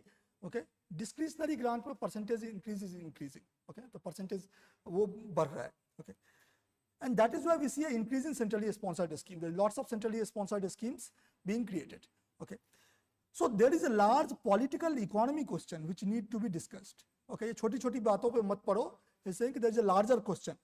When we talk about resource flow to the richer region of the country, it is a much higher than the resource flow to the poorer region of the country. He says that when center gives discretionary grant, okay, then it is seen that those states which are already rich, they are getting higher share. Okay, so that is the problem. Okay, he's saying that yes, when we see finance commission grant, we see that states like UP and Bihar get more. Okay, but the moment you see discretionary grant, then you start seeing that those states which are already doing very good, they are getting larger share. Okay, and that he says कि that is a problem. ठीक है, कि जो जहाँ पर पहले से development हो रहा है, you are assisting that state more, while you are ignoring other states which are not doing that good. Okay, of course there can be a logic for that. They can say कि center can say कि okay, those states who are doing good, so if I will put 100 rupees there, they will make it 500 rupees. Okay, so I see more chance. Okay, they are more efficient. Okay, so I am putting more money there. If I will say put 100 rupees in backward state, they will make it 50 rupees. Okay, so I don't want that to happen. Okay, that is one line of argument. That is efficiency argument. Okay, but then there is second argument which is called equity argument. Whenever you are thinking about money, ठीक है, पैसे के बारे में जब भी आप सोच रहे हैं, एक तो है कि how efficiently money will be used. ठीक है, and the second argument is कि efficiently, अगर let's say कि I will use money more efficiently, it does not mean you should get no money. Okay, that means you will starve. Okay, so there got to be a equity component. ठीक है, कि अगर कोई अच्छा नहीं कर रहा है तो you have to help that person or you have to help that state. You cannot ignore that state saying that that state is inefficient. Okay, so Pinaki is building on that argument. Okay, he is saying that ये छोटी छोटी बातों में मत पढ़ो. There is a larger political economy question which need to be discussed. Okay, so when we talk about resource flow to the richer region of the country, it is much higher than the resource flow to the poorer region. This cannot be explained by governance difference alone. अब ये अरुण कुमार पर जो है वो कटाक्ष कर रहे हैं. Okay, कि Arun Kumar was saying that the problem is governance. Okay, कि since बिहार का governance problem है, तो इसलिए पैसा देके भी कुछ फायदा नहीं होगा unless governance will improve. Okay, Pinaki is saying that yes, governance is a issue, but this the large difference or in discretionary grant, when discretionary grant is going to richer states more, that cannot be explained by governance alone. Yes, governance is a factor, but governance is not the only factor. Okay, यहाँ पर Pinaki जा रहे हैं. Okay, this cannot be explained by governance difference alone. If there is problem of resources, where a state is spending only 50% of all state average as public expenditure, this can't just be explained by difference in governance and quality of expenditure. Okay, he's saying that if there is a state like Bihar which is spending 50% less amount on public expenditure, then this complete 50% cannot be justified only on the basis of governance. Maybe 20% can be said कि 20% है problem governance के कारण, but the rest 30% you need to find other region, कुछ और region हो सकता है. Okay, we need to channelize more resources for higher capital investment in the poor region. Okay, तो यहाँ पर ये एक solution है. Okay, Pinaki Chakravarti. Okay, so first time we are seeing a solution in this article. Okay, अभी तक जो है problems पर बात चल रहा था. So Pinaki Chakravarti have given a solution कि we need to channelize more resource for higher capital investment in the poor region of the country for balanced regional development. Okay, कि for balanced regional जो well developed नहीं है, you have to give more money. Okay, means indirectly now Pinaki is also favoring more money to states which are demanding a special category states. Okay, so that's that. So Pinaki initially said कि उतने पैसे ही नहीं है, but Bihar have a case. He is now again is saying कि yes, more money should be given to those who are not able to invest much. Okay, that was second question. Third question देखिए. Okay, third question is, by taking away from states the power to tax their citizen, has GST exacerbated competition among states to get more fund from the center? See, when let's say there are 28 states in India, okay, so 28 states generally, if we say that 28 states will compete for investment, okay, they will try to implement policies, they will try to project themselves, market themselves, and then they will try to attract funds. You come to my state, okay, and you do that, do investment. One of the ways to do that is by reducing the taxes. ठीक है कि आप मेरे state में आओ, I will charge less tax on industries and things like that. Okay, so that is called competitive federalism. Okay, states are competing with each other. Okay, but the problem is, question says that with GST, after GST what happened? GST is more like centralized structure. Okay, so GST rates are not decided by states, individual states. Who decides GST rate? GST rate decide कौन कर रहा है?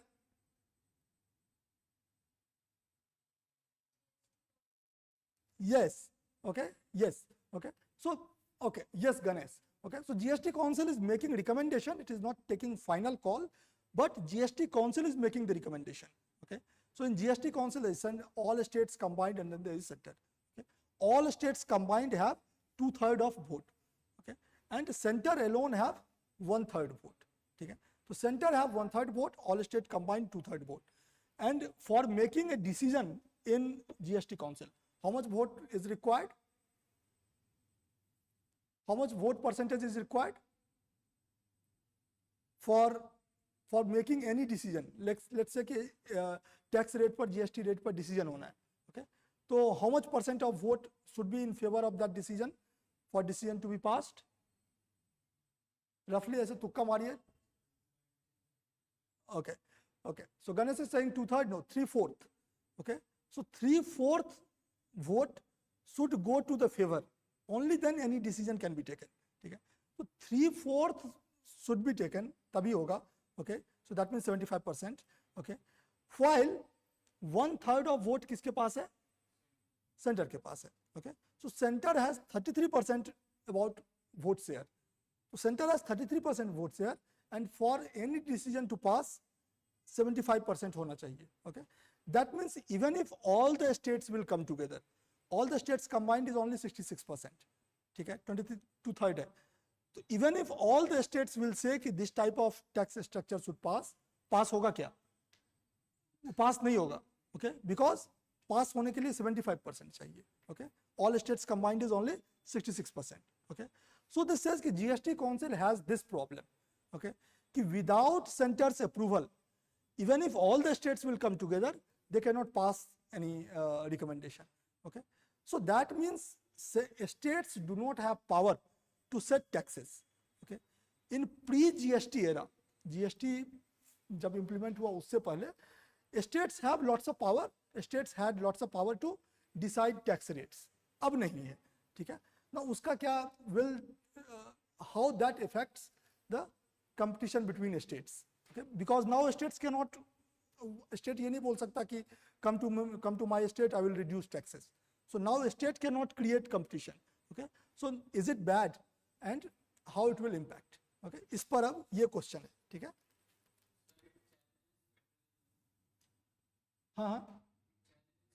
हाँ, it challenges the federal structure. Okay, because federal structure says that all the constituents of the federalism, they will have say. Okay, and they all have their own existence in the constitution. Here under GST, things have been centralized. Okay, so now it appears that states have lesser say. ठीक है, कि जो भी वहाँ decision होगा आपको करना ही पड़ेगा. Okay, that kind of thing is there. Okay, now so we see that there is no longer tax competition between the state after centralization of taxation. Is that good or bad? Okay, so now it is this. Okay, now this is the question. Okay, so now let's see ki what Pinaki says. Okay, so यहाँ पर is the first time where Pinaki is taking the lead. अभी तक Pinaki was responding to Arun's arguments. Pinaki is saying that because of this race to the bottom among states after liberalization, states themselves decided to introduce a floor rate for sales tax in 2001. Means before 2001, states were competing with each other. सब लोग अपना अपना sales tax का rate reduce कर रहे थे. And the race to the bottom का problem ये है कि industries will always win, state will always lose. ठीक है, ये बोलेगा कि हम 10% देंगे, सामने वाला बोलेगा हम 8 देंगे, कोई और बोलेगा हम 5 देंगे. ओके, तो रेस टू द बॉटम हो जाएगा. ओके, मतलब अल्टीमेटली एवरीबॉडी विल से कि हम कोई टैक्स नहीं लेंगे. ओके, बिकॉज अदरवाइज तो जहां पर जो कम देगा वहां पे चला जाएगा. So in 2000-2001 states came together and they decided a floor rate. ठीक है, कि this is the minimum sales tax any state can charge. No state will go beyond that, उससे नीचे हम नहीं जाएंगे. ठीक है, दैट मीन्स कि कंपटीशन का भी एक लोअर लेवल सेट हो गया. You can charge more than that but you can not charge less than that. Okay, this is to ensure कि कंपटीशन जो है वो बर्बादी की तरफ ना जाए. ठीक है, okay, GST has resulted in significant loss of fiscal autonomy for the state because the states used to get 2/3 of their revenue from value added taxes. Okay, value added taxes, VAT, which is charged on manufactured products, okay, used to form 2/3 of a state's total revenue. Okay, now this VAT is included in GST. Okay, so before GST, states had power to control VAT rate. कि वो कितना VAT rate करना चाहता है, बढ़ाना चाहता है, घटाना चाहता है, depending on states' own peculiar circumstances. Okay, every state has its own circumstances. Some states are manufacturing hub, some states have more agricultural economy. Okay, some states have more tribal based forest type of economy. So every state is different in India. Okay, so you cannot have one same thing. Okay, ये वाला argument बाद में आएगा. Okay, but states' power to control their own tax rate have gone with GST. Okay, because VAT, which used to form 2/3, now it is included in GST. Okay, states also cannot set the tax rate, again same thing, which is the key component of the fiscal autonomy. Fiscal autonomy is a keyword. Okay, whenever you are writing answer, okay, so again in every class I am almost emphasizing that keywords are very important. When you are writing mains, okay, if you don't know fiscal autonomy, then you will have to write that states lose power to set their own taxes. आपको इतना बड़ा लिखना पड़ेगा. Okay, if you know fiscal autonomy, it's a states lost fiscal autonomy. हो गया. Okay, and it looks cool too. ठीक है, सुन के भी अच्छा लगता है कि थोड़ा भारी भरकम वर्ड है. ठीक है, तो एग्जामिनर विल थिंक कि अच्छा ठीक है, इसने पढ़ाई किया है. ठीक है, तो भारी वर्ड का जो है वो अपना इंपॉर्टेंस है. ठीक है, एक इंटरव्यू में आई थिंक जावेद अख्तर से पूछा गया कि आपका जो शेरो शायरी होता है उसमें तो अक्सर बहुत सारे वर्ड्स ऐसे होते हैं कि जनरल जनता को तो समझ ही नहीं आता. तो बोला कि आपको क्या लगता है कि अनजाने में लिखा जाता है, सोच समझ के लिखा जाता है, सब समझ में आ गया तो फिर आप भी जावेद अख्तर हो गए. ठीक है, तो आपको थोड़ा समझ में आ जाए, कंप्लीटली आपके ऊपर से निकल गया, फिर तो आप बोलोगे क्या लिखा है, बकवास लिखा है, समझ में नहीं आया. तो आपको थोड़ा समझ में आना चाहिए, लेकिन थोड़ा सा मिस हो जाए तो आपको लगे क्या बात बोला है. ठीक है, कि ये तो मेरे समझ में, मतलब आपको लग रहा है कि कुछ तो अच्छी बात कही है, क्या कही है पता नहीं चला. ठीक है, तो ऐसा वाला बात. तो जब आप when you write the keywords, it has that impact. ठीक है, कि आप एक कम वर्ड में थोड़ा आप you come across as एक प्रतिष्ठित आदमी की तरह, पढ़े लिखे आदमी की तरह समझते हैं. फिस्कल ऑटोनॉमी बोल रहा है, ये नहीं बोल रहा है कि इसका पावर छीन लिया. ठीक है, so that is again, so keyword is very important. You should have list of keywords. Okay, states also cannot set the tax rate, which is key component of fiscal autonomy. So there needs to be some flexibility somewhere within the GST structure so that states don't feel that they are not able to tax to provide public services. Okay, so Pinaki is again coming up with second recommendation. that GST structure should be changed a little bit. Okay, means GST structure should have some provision where states should be able to control little amount of their tax rates, okay, on their own basis. कि एक roughly बोलते कि इतना tax rate रखो, then let's say कि 1% states can change.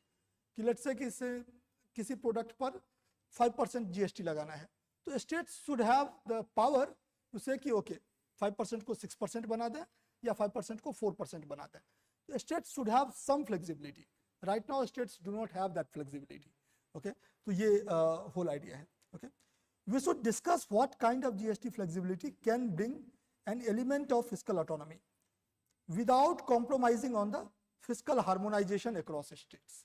Okay, so saying that there should be some kind of fiscal autonomy, some kind of flexibility, ठीक है, और without compromising on the fiscal harmonization across state. Again ये दूसरा keyword जो है वो fake के मारे हैं पिनाकी चक्रवर्ती जी, fiscal harmonization. Okay, कि between different states there should not be a case कि again कि अब बिहार जो है वो 10% दे रहा है और टैक्स लगा रहा है और तमिलनाडु जो है वो 25% टैक्स लगा रहा है. ओके, तो there should be a harmony. Okay, big tax difference between states is not good for economy. ठीक है, then India as a country जो है वो एज वन मार्केट नहीं रह जाएगा. फिर बिहार एक अलग मार्केट हो गया, तमिलनाडु एक अलग मार्केट हो गया. GST came to introduce one single market. Okay, so that things can flow effortlessly. ठीक है, विदाउट कंपनीज थिंकिंग कि वहां पर टैक्स ज्यादा है, यहाँ पर टैक्स कम है. Okay, so Pinaki is saying that states should get the flexibility, but flexibility should be within the limits. Okay, it should not be such कि again सब फिर pre GST era में चले जाए. Okay, so Pinaki is not completely against GST, but Pinaki is saying कि GST need to be tweaked a bit, थोड़ा सा change करो. Okay, that is that. Okay, so this was recommendation number 2.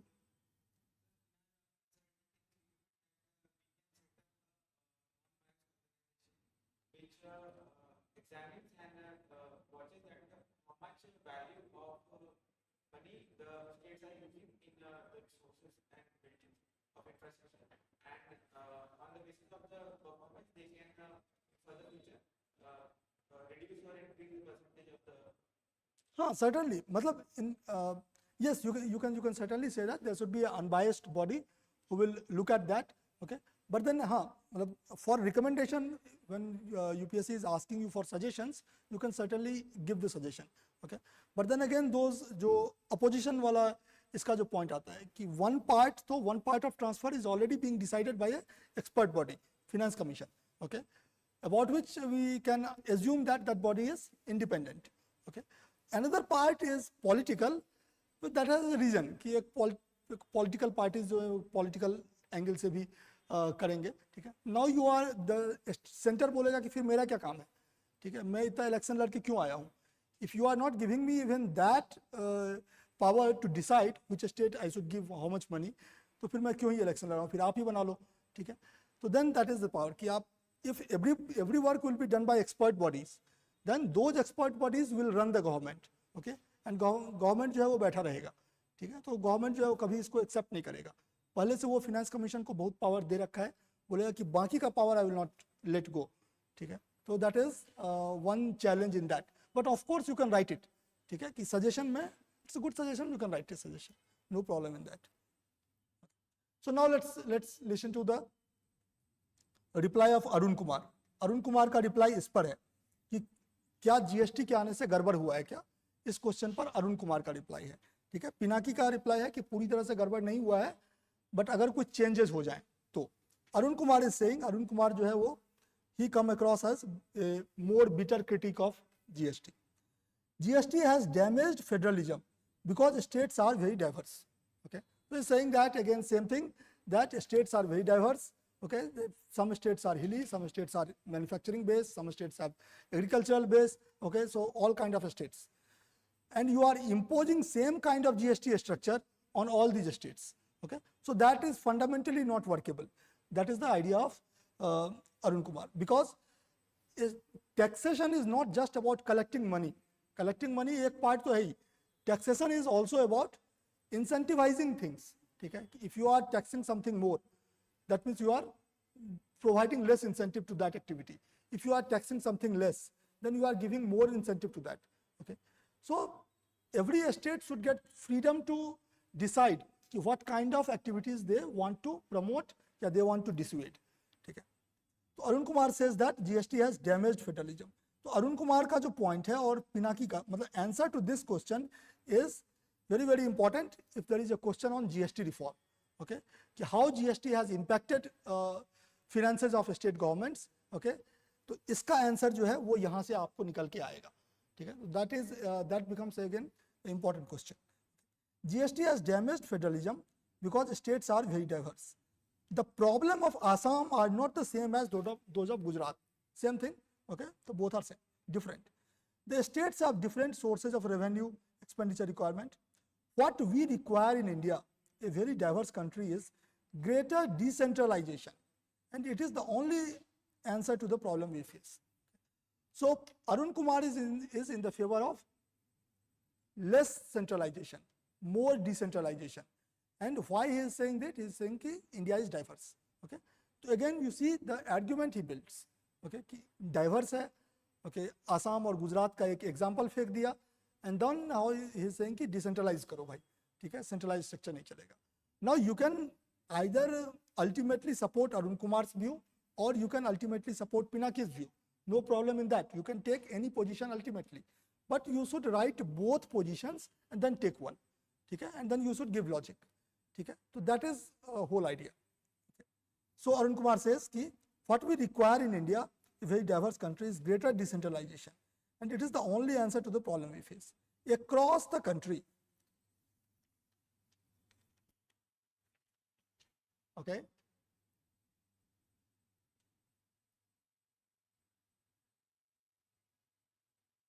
okay, across the country, centralization that has come in with GST is perhaps not good.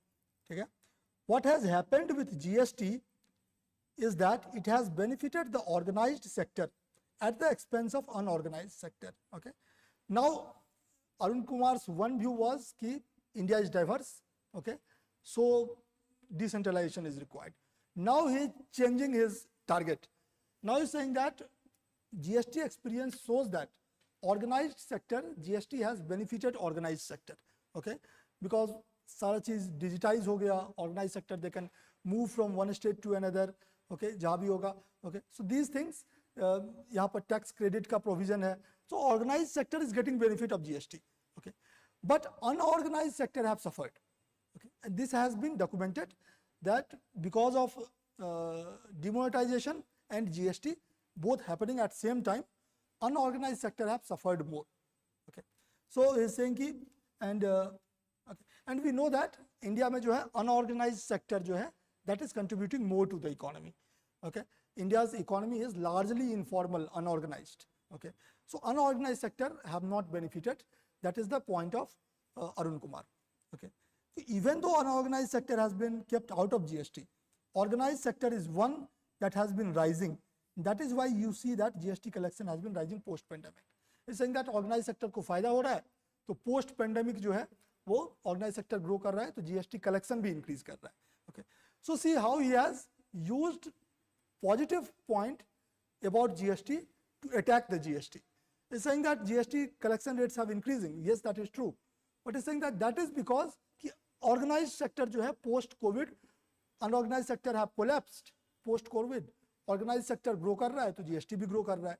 But that should not hide the fact from us that unorganized sector is suffering. ठीक है, तो हम लोग को एक तरफ जो dance चल रहा है उसको देख करके दूसरे तरफ के मातम को इग्नोर नहीं करना है. ठीक है, तो अगर एक तरफ डांस चल रहा है तो डांस को देखो, बट याद रखो कि बगल में मातम भी चल रहा है. Okay, don't ignore that. Ignore करोगे तो वो खत्म हो जाएगा. ठीक है, and don't forget that unorganised sector जो है that forms large component of our economy. ठीक है, तो आप डांस देखने में रहोगे, पता चला आपका घर बिक गया. ठीक है, आप डांस ही देख रहे हो. You have to be very careful. ठीक है, okay. This decline in unorganized sector, which is concentrated in backward states, means that backward states will be underperformed. Question देखो, ये क्वेश्चन पर कितना लेट से फिर बैक इतना आर्ग्यूमेंट बना के आए हैं. क्वेश्चन वाज कि जीएसटी का इफेक्ट जो है वो स्टेट्स पर कैसा पड़ा है. okay, कि how states have been impacted. इतना कहानी कहने के बाद he said that कि unorganized sector have been affected more. Now he is saying कि among the states unorganized sector is concentrated more in backward states. ठीक है, those states which are more developed, if you talk about Gujarat, you talk about Maharashtra, you talk about Tamil Nadu, okay, so those states already organized sector is more prominent. Okay, unorganized sector which has adversely been affected by GST, that sector is more in Bihar, that sector is more in Uttar Pradesh, that sector is more in Rajasthan. Okay, so when unorganized sector have suffered, these states have suffered. Okay, so GST have different, the impact of GST on Indian states have not been same. Okay, GST have impacted different Indian states differently. So backward Indian states have been more harshly impacted by the GST. That is what Arun Kumar is saying. Okay.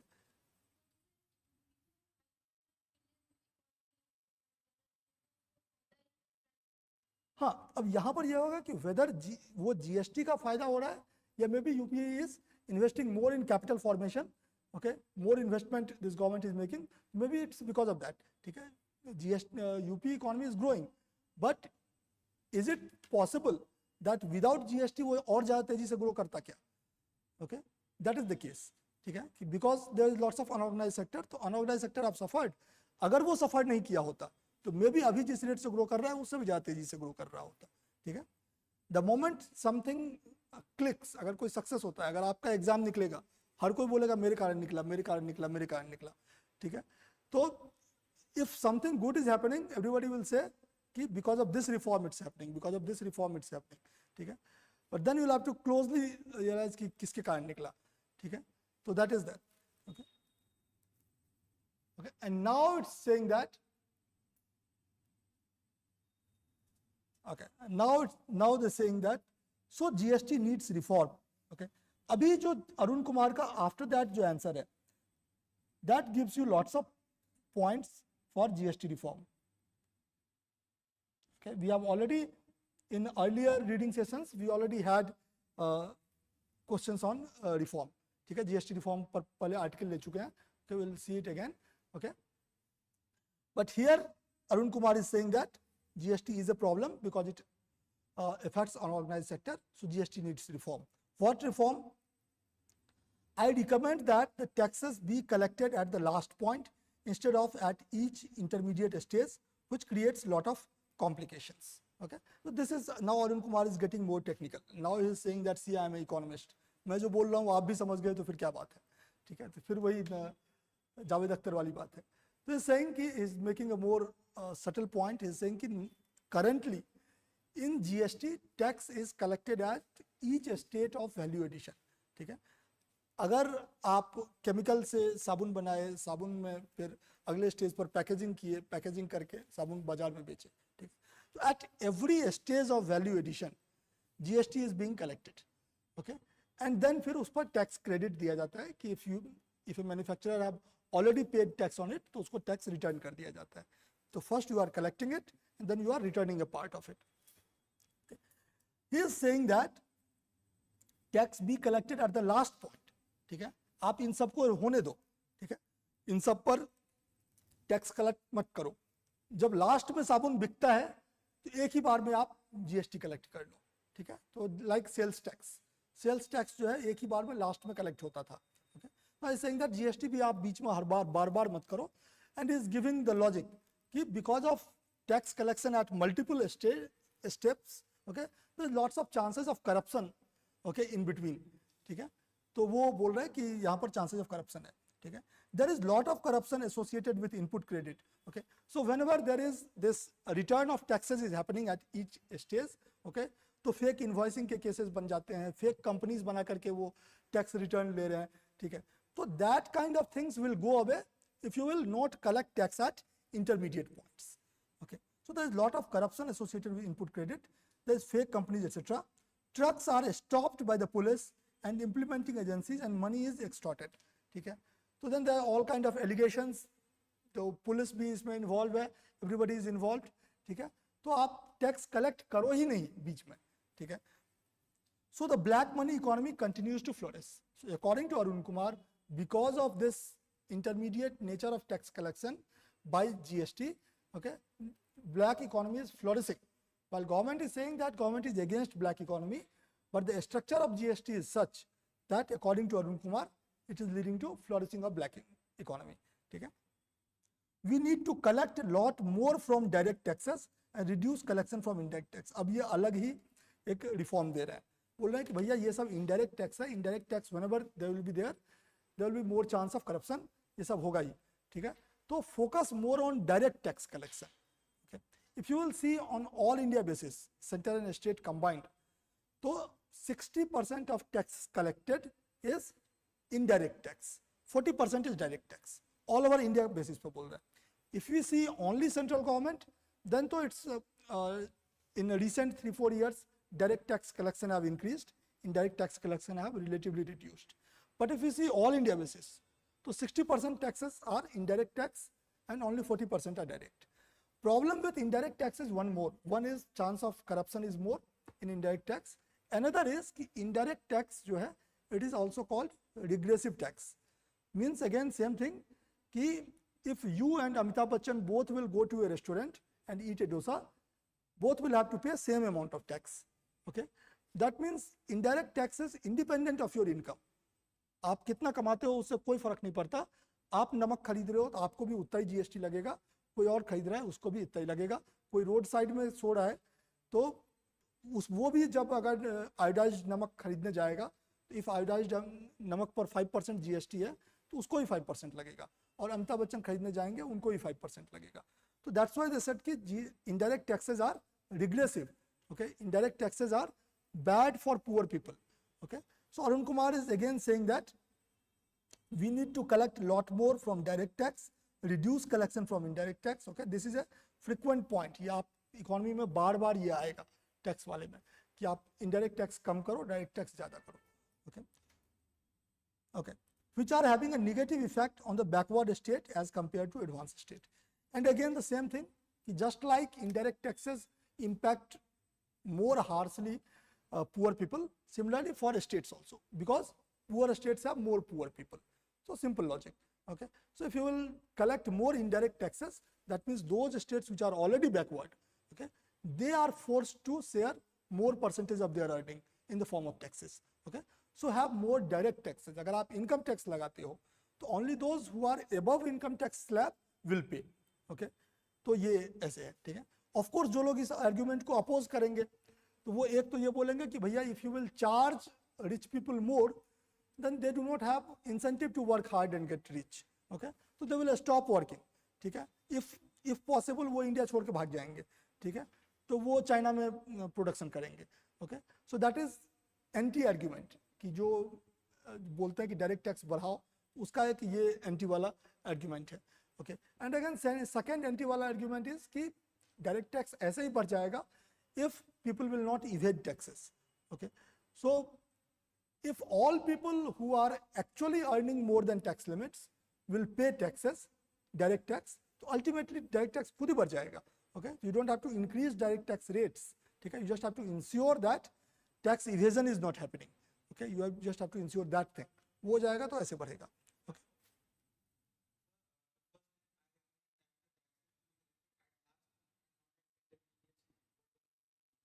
Means currently in GST. Okay, if okay, यहाँ पर तो कुछ ऐसा दिख नहीं रहा. Okay, let's say कि this is okay, this is a product. Okay, this product has lots of component. Okay, इसका ये प्लास्टिक वाला बॉडी है, इसका यहाँ पर स्क्रीन बना हुआ है. Okay, इसमें बटन्स हैं.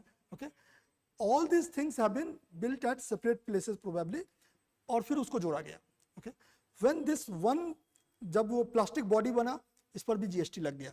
Okay, देन जब स्क्रीन बना उस पर भी जीएसटी लग गया. ये सब बना, बटन्स बना, उस पर भी जीएसटी लग गया. So every stage something is happening, you are collecting a GST, and then ultimately जब सब कुछ बन गया, सब मिल गया, you are again paying a GST because collection होते ही इसका वैल्यू बढ़ गया, and then it is being sold. ठीक है, तो GST is being collected at each stage of value addition. जितना स्टेज मैन्युफैक्चरिंग का हुआ है, हर स्टेज में टैक्स लगा रहे हो.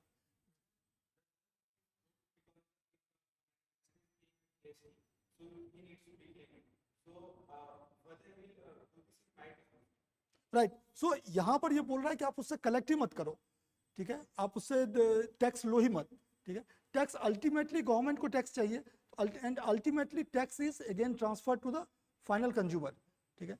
चाहे पहले जो भी टैक्स कलेक्ट हो रहा है, बट अल्टीमेटली अगर एडिशनल है तो वो गवर्नमेंट को रिटर्न हो जाता है, और अल्टीमेटली गवर्नमेंट के पास वही जाएगा जो कंज्यूमर पे कर रहा है। एवरीथिंग तो फाइनली कंज्यूमर के पास आएगा, ठीक है। अल्टीमेटली ऑल दीज टैक्सेस जोड़ करके कंज्यूमर ही देगा, ठीक है। सब कुछ ऐड होता जा रहा है और लास्ट में कंज्यूमर देगा।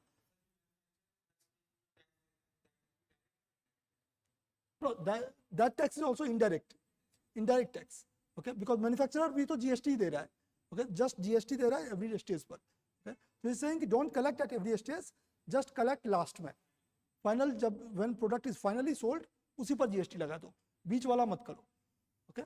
और टैक्स पर टैक्स लगता है जब आप बीच में लगाते हो, देन वहाँ तो टैक्स पर टैक्स रोकने के लिए there is a provision in GST जो कि टैक्स इनपुट टैक्स क्रेडिट है, ओके। हाँ वो मिल जाता है, इनपुट टैक्स क्रेडिट जो है वो फिर मिल ही जाता है, ठीक है। तो इसलिए GST do not have this tax on tax वाला थिंग, ओके। तो GST से पहले वाले में there was this tax on tax वाला थिंग, हाँ, okay okay. Now the final thing, okay, final thing is we see that states with political weight usually get more fund from the center at the cost of other states, okay.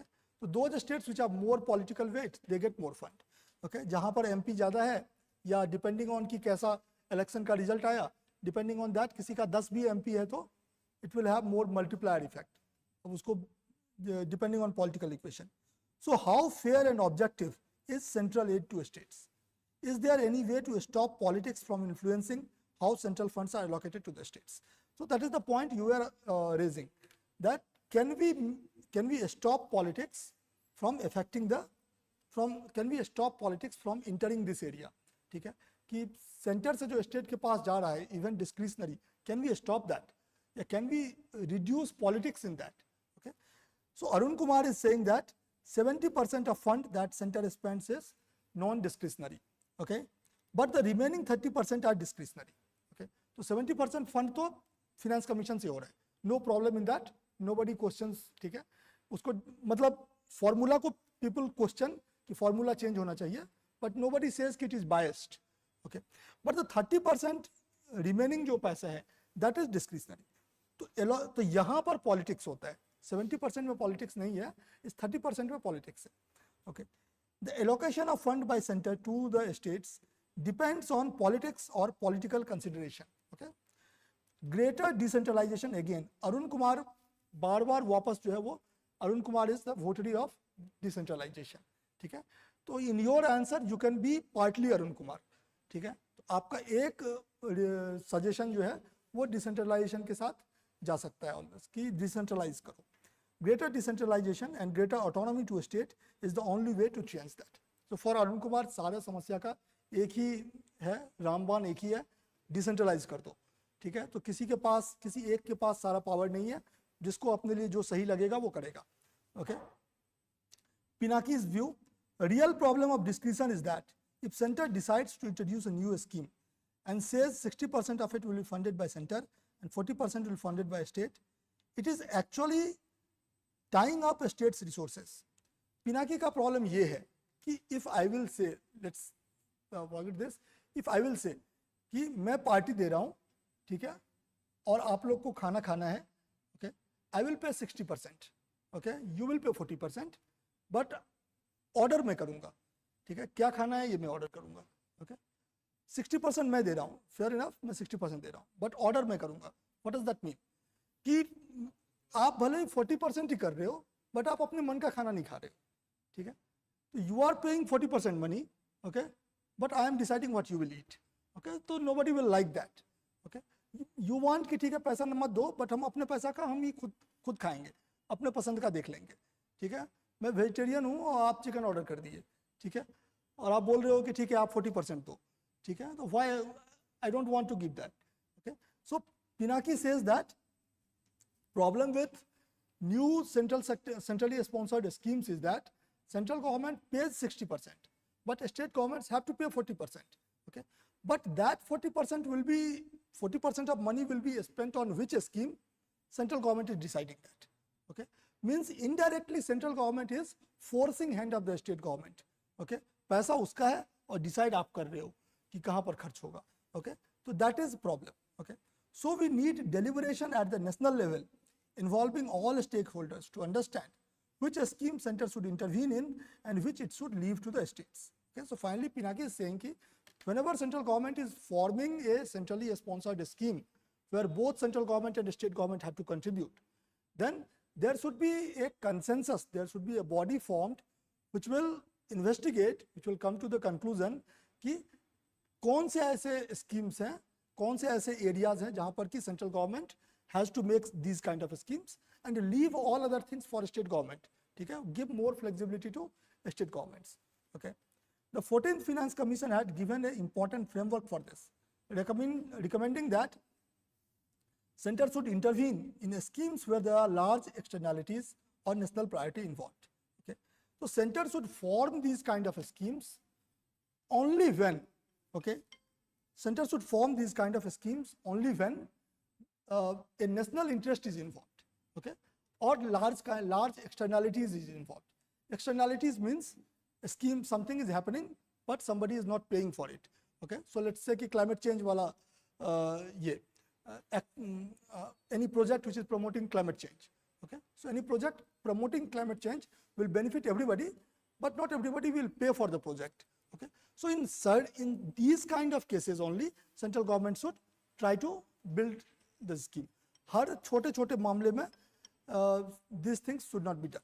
Okay, that is the ultimate. But if the center want to run a primary health care in a remote village, that is not going to help. Okay, again if there is something national security से related कुछ है तो आप कर लो, लेकिन आप state के हर जगह पर कौन सा स्कूल चलेगा, कौन सा कॉलेज चलेगा, कौन सा हॉस्पिटल चलेगा, if you are deciding all these things, तो फिर से इंडिया को एक ही कंट्री बना दो. मतलब why there is so many states. ठीक है, तो why there is election going on for state governments if central government only will decide all these things. Okay, so Pinaki is of this view. Okay, so I think this discussion about political alignment is only of marginal importance. What is really discretionary is the center's complete autonomy in deciding which sector and where to spend. Okay, so ultimately Pinaki is winding up his argument saying that अभी तक हम लोग जितनी बात किए थे सब बकवास था. ठीक है, सबका जो है वो कम वैल्यू है, मार्जिनल इंपॉर्टेंस की हम लोग छोटी छोटी बातों को लेकर लड़ रहे हैं.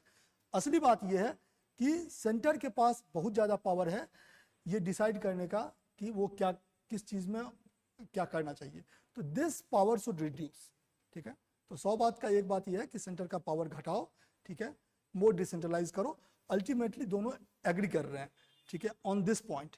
ओके, कि अरुण कुमार भी शुरू से बोल रहे हैं कि there should be decentralisation and now Pinaki is also on the view की decentralization. Okay, so this just write one question, आप आंसर खुद से लिखना. ठीक है, now time जो है 6:54 हो गया. Okay, write a question. Give a brief account of special category states. Okay, give a brief account of special category states. So हाँ, ठीक है, give brief account of special category status. Give a brief account of special category status for states. Okay, what are some of the challenges? What are some of the challenges associated with classifying more states? What are some of the challenges associated with classifying more states as special category state? ठीक है, as a special category state. So you will just give a brief history कि special category state in introduction you can write ये special category state जो है वो 1969 में बना था. ठीक है, 5th Finance Commission के recommendation पर. तो this इसका 2 पार्ट है. Let's make it 15 marks question. Okay, that is 250 word. Okay, तो in introduction you can write कि थोड़ा सा history दे दो. 69 में आया था, 5th Finance Commission के रिकमेंडेशन में आया था. Question is give a brief account, मतलब वो कुछ और आपको नहीं, दैट्स ओपन एंडेड क्वेश्चन है, brief account. Then you can say कि what was the purpose special category state का इन मेन बॉडी का, व्हाट इज द पर्पस. ठीक है, कि डेवलप जो मार्जिनलाइज्ड स्टेट्स हैं उनको डेवलपमेंटल अपॉर्चुनिटीज प्रोवाइड करने के लिए, you can say that, okay. And then you can tell कि अभी कितने स्टेट्स हैं, ओके। स्टेटस क्या है भाई, 11 स्टेट्स जो हैं ऑलरेडी स्पेशल कैटेगरी स्टेट्स हैं, okay. Then you can say कि स्पेशल कैटेगरी का जो है वो ये क्या था, मतलब क्राइटेरियाज क्या है, on what criteria, on what basis it is done. And then benefits, कि अगर कोई स्टेट स्पेशल कैटेगरी स्टेट हो जाता है तो what benefit it gets, okay. तो it gets industries in that state gets tax breaks, okay, that state gets more central assistance, okay, in infrastructure projects special category states gets more priority, okay. तो these kind of points जो है आपका यहाँ जाएगा, हाँ benefit। and then आपका second में कि what are the challenges, ठीक है, एक स्टेट को दोगे सारा स्टेट बोलेगा हमको भी दो, ठीक है, that's one challenge, ठीक है, that's को bandwagon effect कहते हैं, ठीक है, कि आप एक को समोसा दे दोगे सब बोलेगा हमको भी दो, ठीक है, तो that is the problem, okay. Second problem is कि सेंटर के पास खुद ही पैसा नहीं है, ठीक है, तो वो खुद ही फिजिकली चैलेंज्ड है, ठीक है, आप भिखारी से और पैसा मांग रहे हो, कहाँ से देगा, ठीक है, तो दैट इज अगेन ये वाला चैलेंज है, ठीक है। And then other challenges which we have discussed here, okay. हाँ हाँ ठीक है,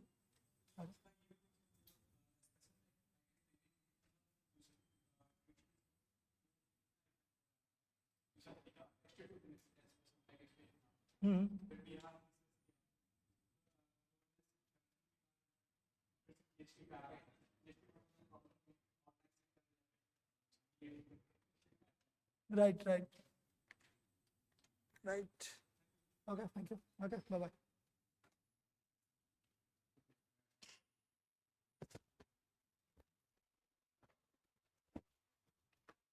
ओके, और आप लोग को इकोनॉमी से रिलेटेड अगर कभी कोई प्रॉब्लम हो